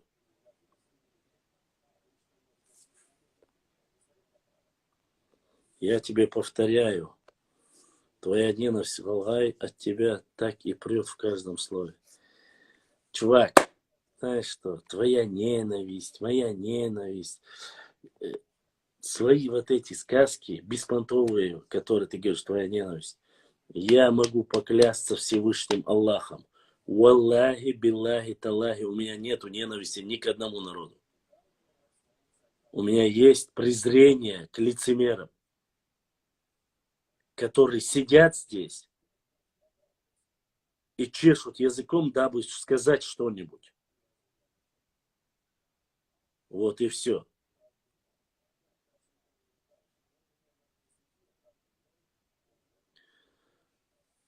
Еще раз говорю, Лянов, если мне зайдет какой-нибудь черкес, адык, кто угодно, и скажет, я считаю, что ингуши это армяне, или чеченцы это вообще марсиане, как я должен на это отреагировать? Я слышал, ну ты слышал, я тоже много чего слышал, от кого угодно. Зачем ты разжигаешь это? Зачем? Я не слышал этого. Поэтому будь любезен. Я тебя не оскорбляю. Я не оскорбляю ни одной народности. Я хочу поговорить об истории. Не оскорбляй никого.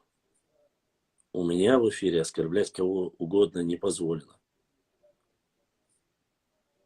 У меня уважение к этому народу, как и к любому другому. Понимаешь? Я уважаю братьев Игалга, уважаю братьев Дидо, Анди и всех остальных. Все, кто там живет по соседству и кто достойно себя ведет. Вот и все. Поэтому, когда ты начинаешь говорить, вы начинаете чрезмерно на себя много брать. Чрезмерно. Я же тебе сразу сказал, заигрываете вы, когда я сказал, я не имею в виду тебя конкретно. Почему в ваших глазах кто-то хороший, а кто-то плохой? Для меня балкарец, карачай, черкес – это все хорошие соседи и братья. Но не зная истории, лезть, что от кого-то я слышал, что они не местные и так далее и тому подобное. В интернете ходит слух, что... Ну вот видишь, об этом я и говорю. Я не пытаюсь плохое что-то сказать. Ни о тебе, ни о ком, Лянов. Вот я не знаю, реально ты Лянов или нет. Вот. Поэтому оставим, да. Хорошо. Отошли мы как-то немножко от темы. Да, про майкопскую культуру мы разговаривали с ним очень много. С преподавателем, который я говорил. Он сказал, что очень богатая культура.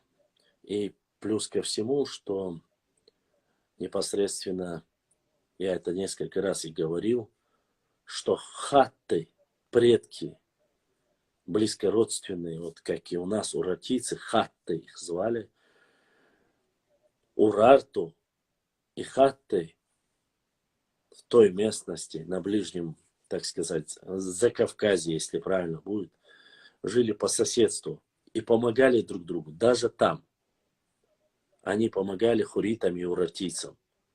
Хатты — это предки черкесов, адыгов, чтобы вы знали. Уратийцы, хуриты — это считаются предками, там, ну, предками, близкородственными чеченцев.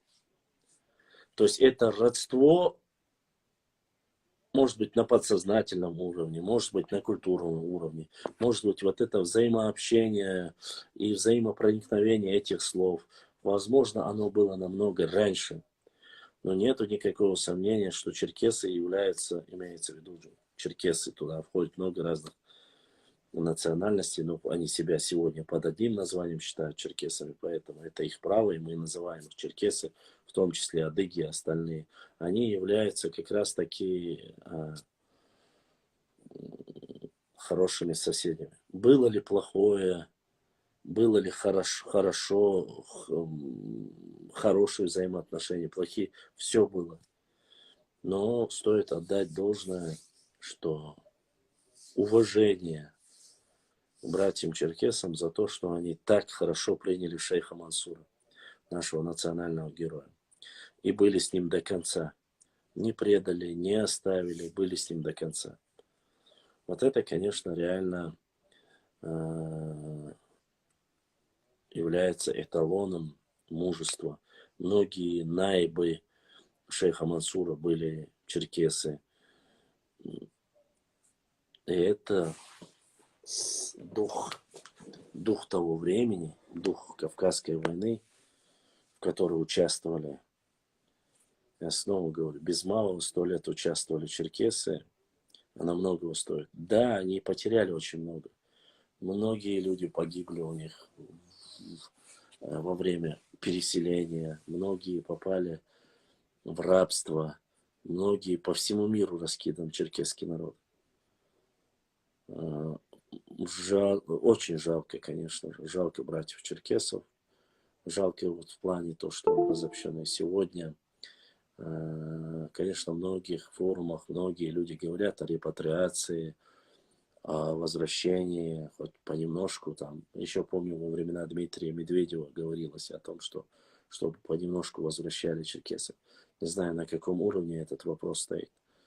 Но это было. И стоит отдать должное. Конечно, эта ситуация сегодня, они разбросаны по всему миру. И знаете, что мне нравится? Очень нравится в черкесах. Я скажу вам честно.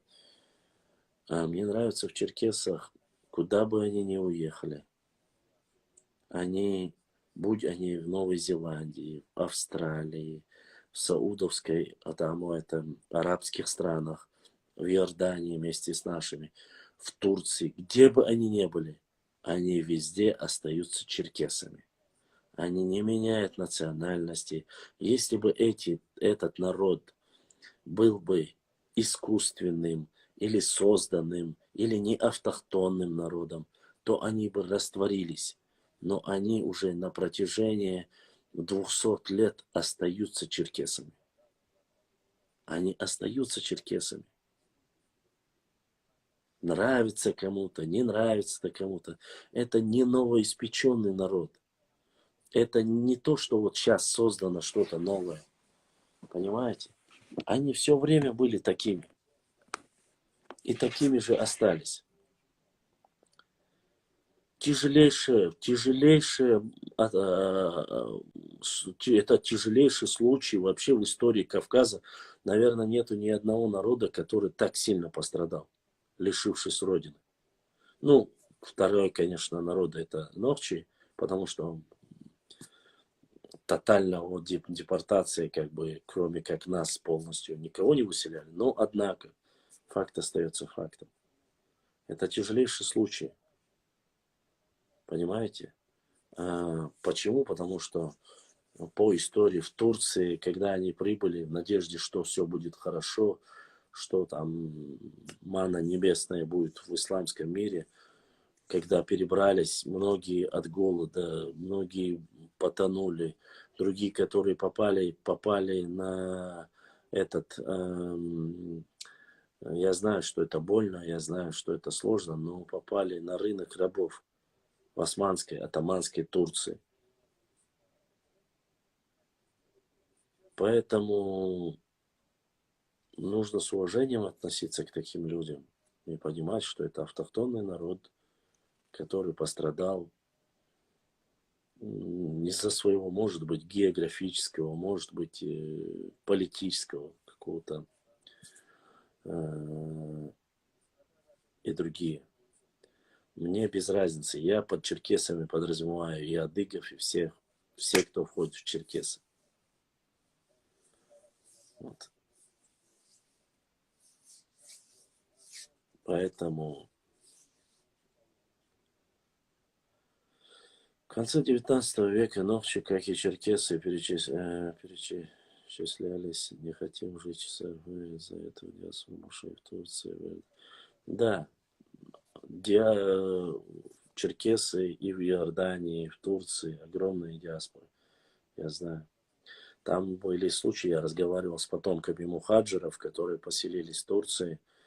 Они рассказывали, что многих чеченцев даже называют черкесами, потому что такое огромное количество черкесов было в Турции, что они всех называли и чеченцев, и черкесов называли черкесами. И поэтому есть многие места, когда неразбериха, когда турки причисляли черкесов к чеченцам. Такая тема есть, и это я говорил с потомками исторически, как говорится, данные по этому вопросу. Вот.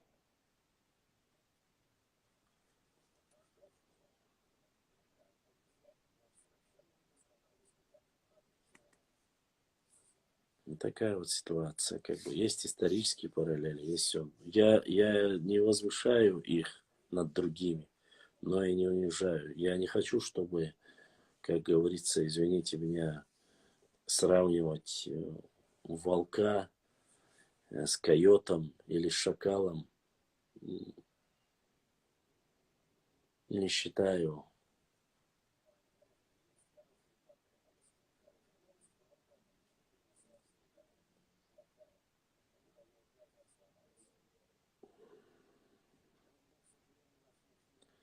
Ватс очень ховат.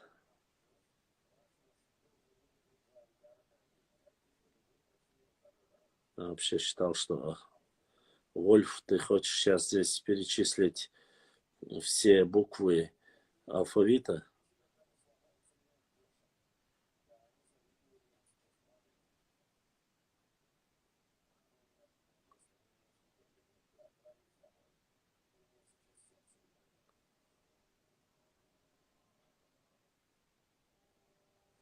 А так потомки Мухаммеда приезжают в Кабарду, чтобы мы там, чтобы ты им понимал, им даже не для проживания, только если студент. Шайт Хаздери. Нохчи Муса. Каюмадат.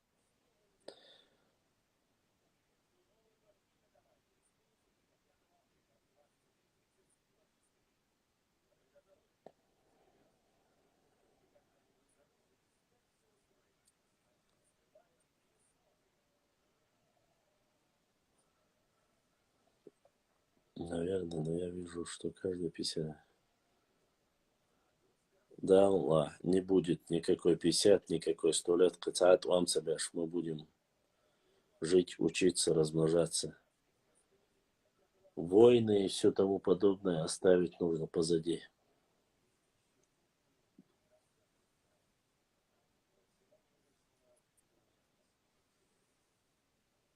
Ну, иншалла, эшбату.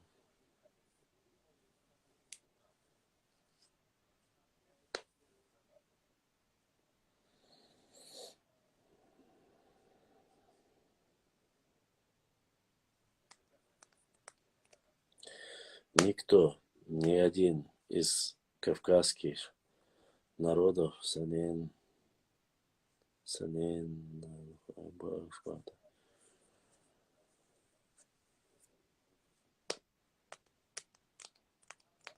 э, ни один из кавказских народов не должен допустить больше войны здесь. Нам нужно жить, нам нужно строиться, нам нужно развиваться. Нам нужно быть единым, мощным народом.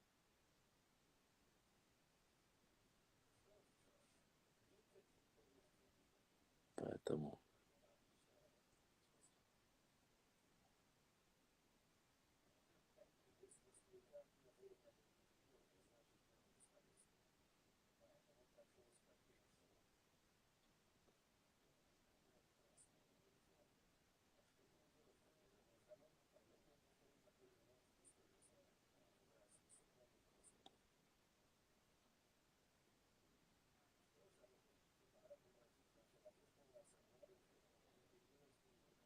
ну, алейкум салам ва рахматуллахи ва баракату. Идрис Седой. Алейкум салам. Я сейчас пока с вами общаюсь. Все чай поставлю сегодня против.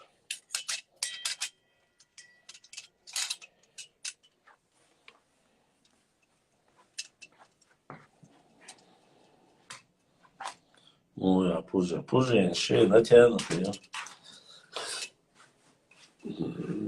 Все хорошо, брат. Все хорошо, вот только денег нет, но вы держите себя, друг. Денег нет, но мы держимся, Седой.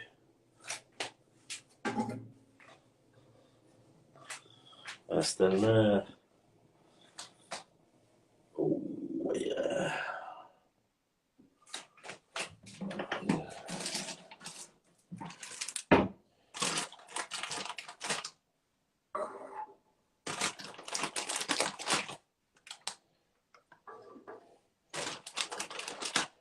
Не знаю, Вова. Знаете, я вот реально не могу одного понять. Вот я понимаю вот один момент вот из всего, что сказал Лянов. То, что он сказал, остальное я могу еще пропустить, оставить. Но я не могу понять одного, Лянов. Я не могу одного понять. Почему вы, я не знаю, что Дейлах Тиш Нах Дубах Ашаш. Вы говорите, что вы веруете, Дейлах Тиш до Мусубаду. Зная все это, я много раз клялся и говорил, что у меня нету ни к одной нации предвзятого отношения. Ни к одной. И вот вы каждый раз говорите одно и то же. Я не понимаю, из-за чего у тебя вот ненависть, у тебя это. Я никогда в жизни такого себе не позволял, ну, я не знаю. Ну, знаешь, Лянов, я, в отличие от тебя, может, ты был, нет, не знаю, но я был в хаджи, хадж Ахласан. Если я говорю, что у меня конкретно к народу нету ненависти, значит, я так реально считаю. Понимаешь? У меня нету за пазухой никаких камней. У меня есть ненависть к конкретным людям, которые излагают там ложь. Я не знаю, клянешься, говоришь вам,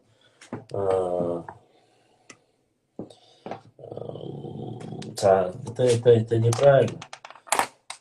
Почему вы так считаете? Из-за того, что вам же самим должно быть вам же самим должно быть немножко стыдно за тех, кто лжет. Я, допустим, говорю только о лжецах, наговаривающих на народ. Ищебес, обсуждать пляж вас. А вы за них впрягаетесь. Вот. Я не знаю, ты Лянов или нет, реально, фамилия Лянов, Юйцасу. Но Ляновы это самые близкие, и даже некоторые этнографы утверждают, что они являются частью ногчи народа. Я не говорю, что это так, этнографы так говорят, я говорю. И несмотря на это, я снова же, Лянов, тебе не в обиду это говорю, не обижайся. Вот какое-то у вас отношение, почему вы защищаете всяких людей, которые больше оскорбляют вас, нежели чем кто-либо другой. Я же наоборот только этих лжецов разоблачал. София чувак, что логика у вас, наверное, тебе же будет намного лучше, должно импонировать.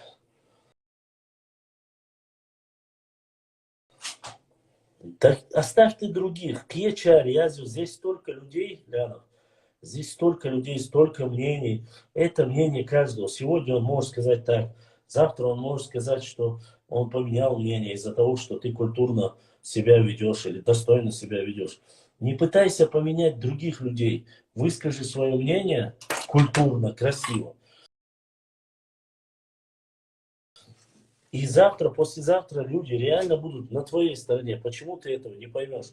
Неужели ты думаешь, что силой или там, я не знаю, долдяхкой или с кем-то ты сможешь победить? Это же неверно. Абсолютно. Я считаю, что если бы ты себя вел там, допустим,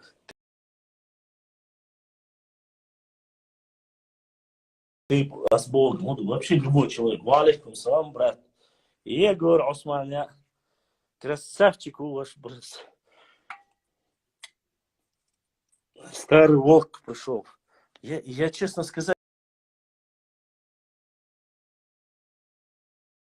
наоборот считаю, что свои, вот, если вы говорите о культурном превосходстве, Масла Бахасом, вы же всегда, я имею в виду не тебя, а Инстаграм воинов, утверждают о культурном превосходстве, о чистоте крови, о доминировании всех, вот во всех отношениях над теми, кто там нехороший или хороший. Разницы нету тут никакой. Если все это так, если это все правда, если все, что вы говорите, правда, у меня вопрос. Почему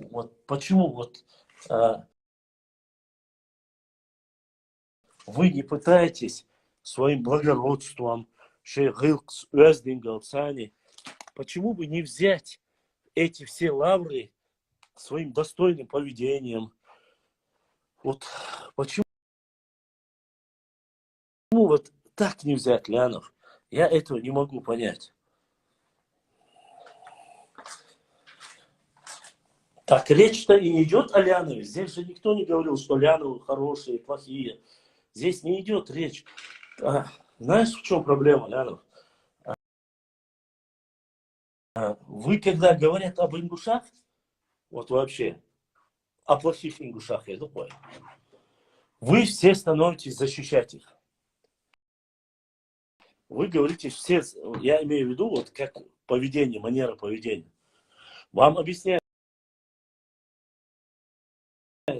и говоришь, Визри, но мы не о вас говорим, мы говорим конкретно вот об этих людях. Вы говорите, ну этих людей мы не защищаем. Если вы их не защищаете, если вы их порицаете, как вы говорите, тогда зачем вступать в речь с людьми, которые говорят только о них? Ведь никто не говорит о Лянове, Борове, о Хриеве. Никто не говорит там, я не знаю, о ком-либо еще другом. Никто не говорит. зачем говорить? Вайшадыш Сахильч. Корень-то один, куда ни ткнешь, найдешь одно и то же.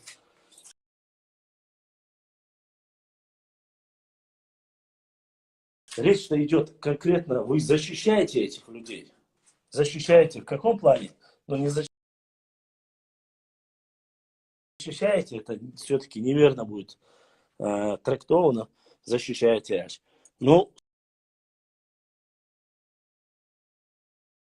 сами того не понимая, вы поддерживаете их.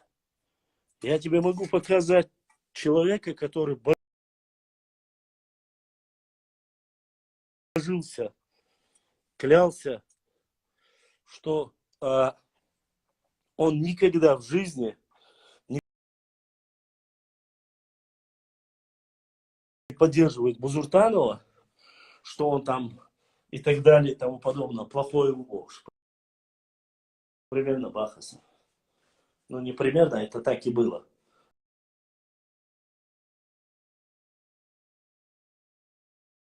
А потом я этого человека увидел под постом Бузуртанов с этим же ником, со всем тем же.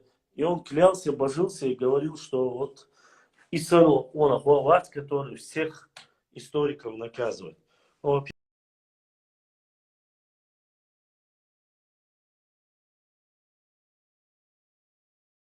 во-первых, он никогда не был ни историком. Он себя, конечно, такого, может, считает, но он не историк.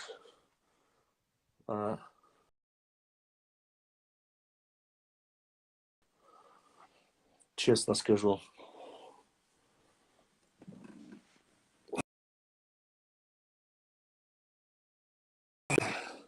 Не исслед... Кавказовед.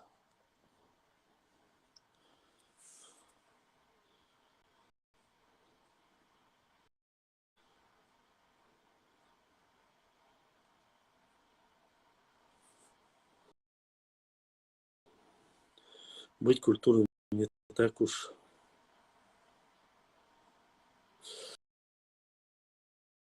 Ну, смотри, оставим их, Лян. Я в священный месяц Рамадан поклялся 3 именем Всевышнего Аллаха и сказал, что у меня нету ненависти к народу. Я поклялся, понимаешь? И у меня реально нету ненависти ни к какому народу. Ты зашел, ты говоришь, вот видно, вот ты, твоя ненависть видна и так далее, и тому подобное ты говоришь. На чем основывается? Судный день же тебе за эти слова нужно отвечать. А то, что здесь пишут, ты же видишь, есть много провокаторов с нулевым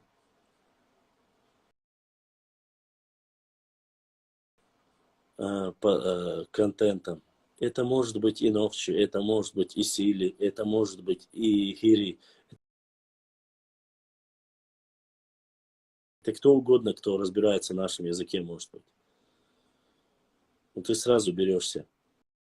Тебе для начала, если ты видишь ярого, как ты говоришь, ингушофоба, тебе не нужно здесь что-то доказывать перед всеми. Просто возьми его ник, зайди к нему в директ и там разбирайся с ним. Если я увижу здесь оскорбление целого народа, я его и так не оставлю, если он целый народ оскорбляет. Но мы не разбираемся, сразу начинаем рубить. Как говорится, не разбираясь. Ладно, хорошо, нас осталось и так очень мало. У меня возможности ограничены.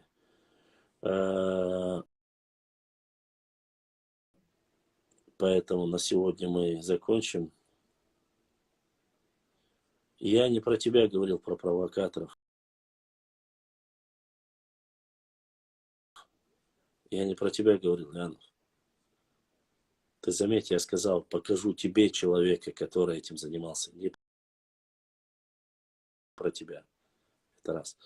Что касается, ладно, завтра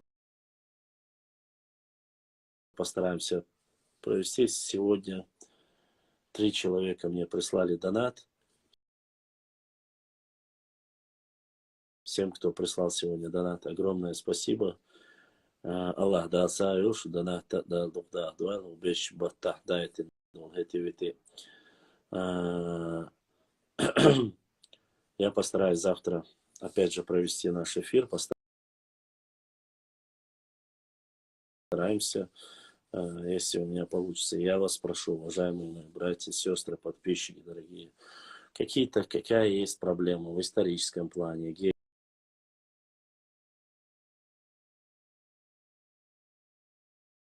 географическом, культурном, чтобы вы ее называли, а не занимались тем, что вот задавали, и у нас время проходит. Я зашел в 11 часов, сейчас 2:30.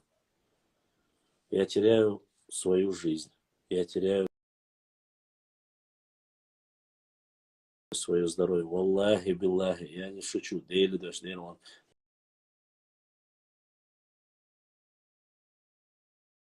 я уже сидеть не могу от того, что я долгое время вот так сижу в экране по 4 часа.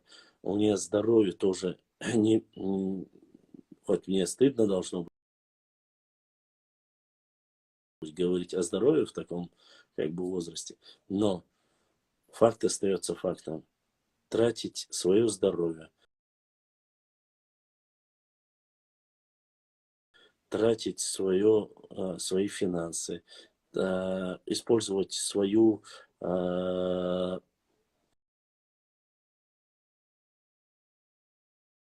технику и так далее и тому подобное. Время, все остальное я трачу в надежде, что я что-то полезное вам принесу. Что-то сделаю хорошее для нашего народа, для единства нашего народа, для воспитания нашего подрастающего поколения. Вместо этого я слышу бла-бла-бла, ты мне это сказал, я тебе это сказал, сказки там и так далее и тому подобное. Ничего серьезного, которое важно и нужно,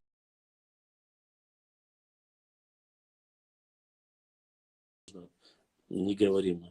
Ни в обиду, ни вы, ни я, не получается, дискуссии не получается. Если заходит такой, как Адам, и мы начинаем говорить на реальную тему, вы не задумываетесь, потому что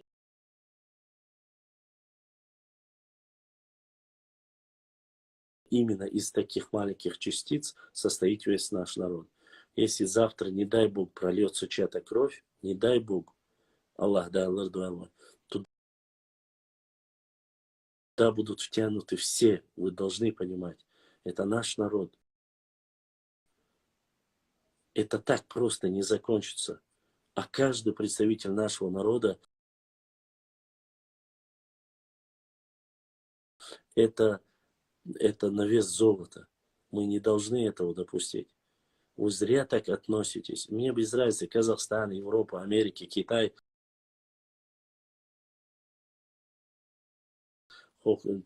Тикманду или как он называется.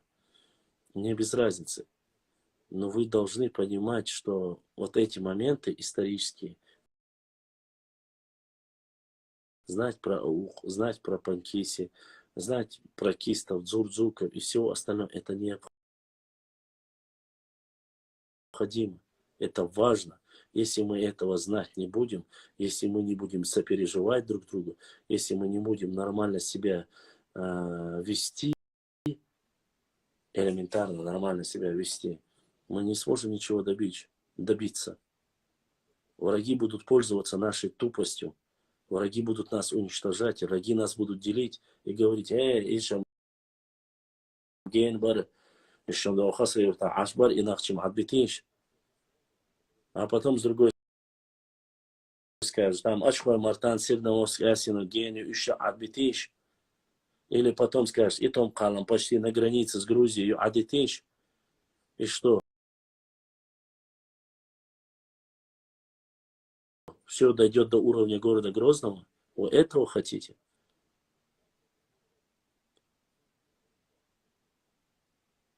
Пройдет 300-400 лет прошло, наши предки этот кусок земли хотя бы пытались сохранить, а вы хотите его разбазарить. Я говорю, вы хотите не потому, что именно вы, я имею в виду.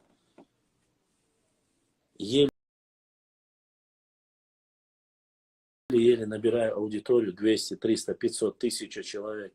Я набираю, мы начинаем говорить о важных, нужных вещах, вы распыляете это все. Поймите, я сегодня не богатый, я не могу себе позволить свободно пользоваться там, техническими какими-то благами. У меня нету этого всего. Из того, что есть, я пытаюсь сделать конфету.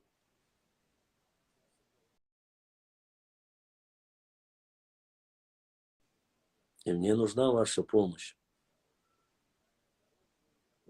Я понимаю, что финансово вы не лучше меня. Я понимаю, что вы не можете этим мне ничего помочь. Но мне ваша помощь нужна в понимании. Мне нужна ваша помощь в том, чтобы побольше людей нам собрать своих. Европа, Америка, везде, чтобы мы все объединились, знали свою историю, знали все это. Как же мы без этого? Последние 50-100 лет мы не можем собрать воедино историю свою. Вместо этого мы делимся на тейпы, гары, нехи, селения, самдоу.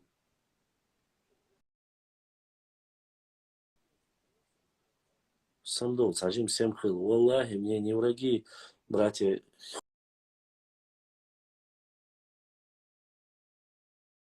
Хоть они меня ненавидят, кто живет в Ингушетии, они мне не враги. Кто бы там ни погиб, это наша кровь. Кто бы здесь не погиб, это тоже наша кровь. И только тупой Иван не поймет этого. Ну, не в оскорблении Ивану. Я имею в виду Ване, блин. А провокаторы, такие как там старые, которые сидят там, Мяхтели или там Абадиевы, Бузуртановы, они были, есть. И люди, когда поймут, что от этих людей реально вред, они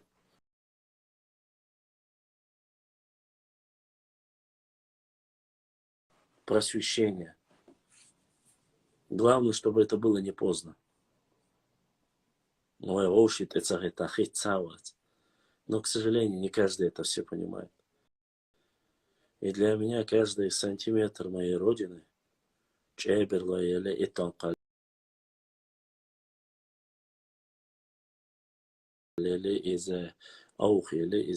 это мой народ. Поймите, если мы сейчас не на уровне, то лаканыш арбитр те, которые в небесах.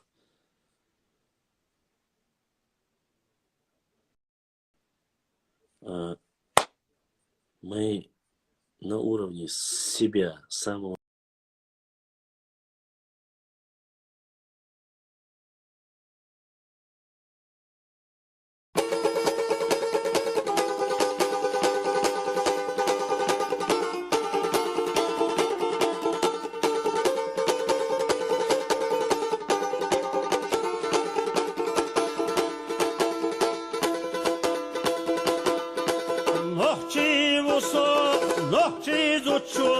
Борзяхканчо босавина يقلم شيا مهرتا بجنجرا غتينا أنا السلي نقبل اللي على بقلبنا نحكي مطخ نحكي مخكخ بيرح بينا دزلدنا أنا سلي ناخذ الله اللي على قلبنا نحكي مطخ نحكي مخخ بيرح بينا دظلنا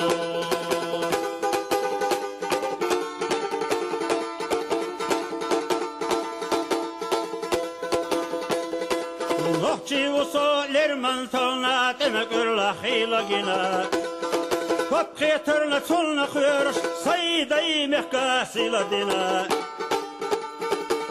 Kayheşana merzi xaça dega yavğu çaqoina Baştaq çolna diqan bosuş Sa'azulam zadidana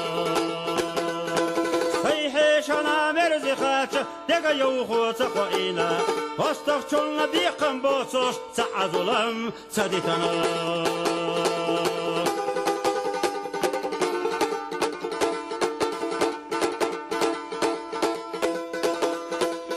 Nohçi uso maşır kuyusuz daymih kaça tobudina Sunnaya mart vasal gittir qaçaq yetiş sayxer vina Sayde da qaça kurdu suçta disita yok yakina Azap hügulay xılaçul lette valar ezhilla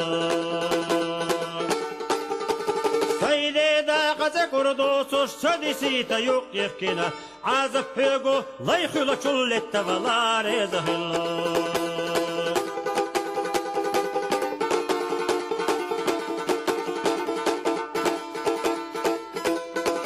Nohçi uso kudinina saletta çu irsi qoçoş Barta biyazam yah atiyasham bitse bina vaxır doçoş Nohçi uso tanna qoma Oğlaq cünse gamoyosoş Mahkaq valla halqa xadda Deqil xila amal dosoş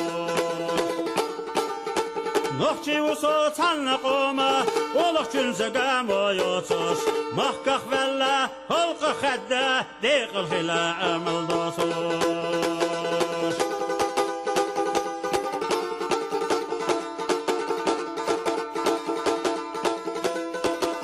Nohçi uso, nohçi zuccio, borzih kancho busavina Seqal yamoshi maharasa bijanjira ghattina Nana silli naqbilla illi ala ve kalbina Nohçi mattaq, nohçi mahkaq, berih dina dozildina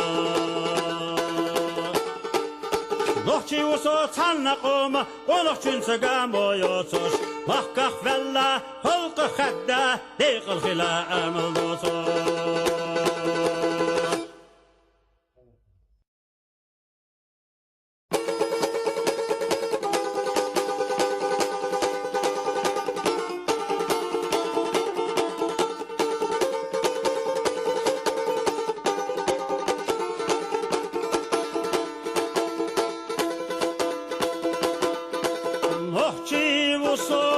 Nohçi zuccio, borzih kancho busavina Seqal yamoshi maharasa bijanjira ghattina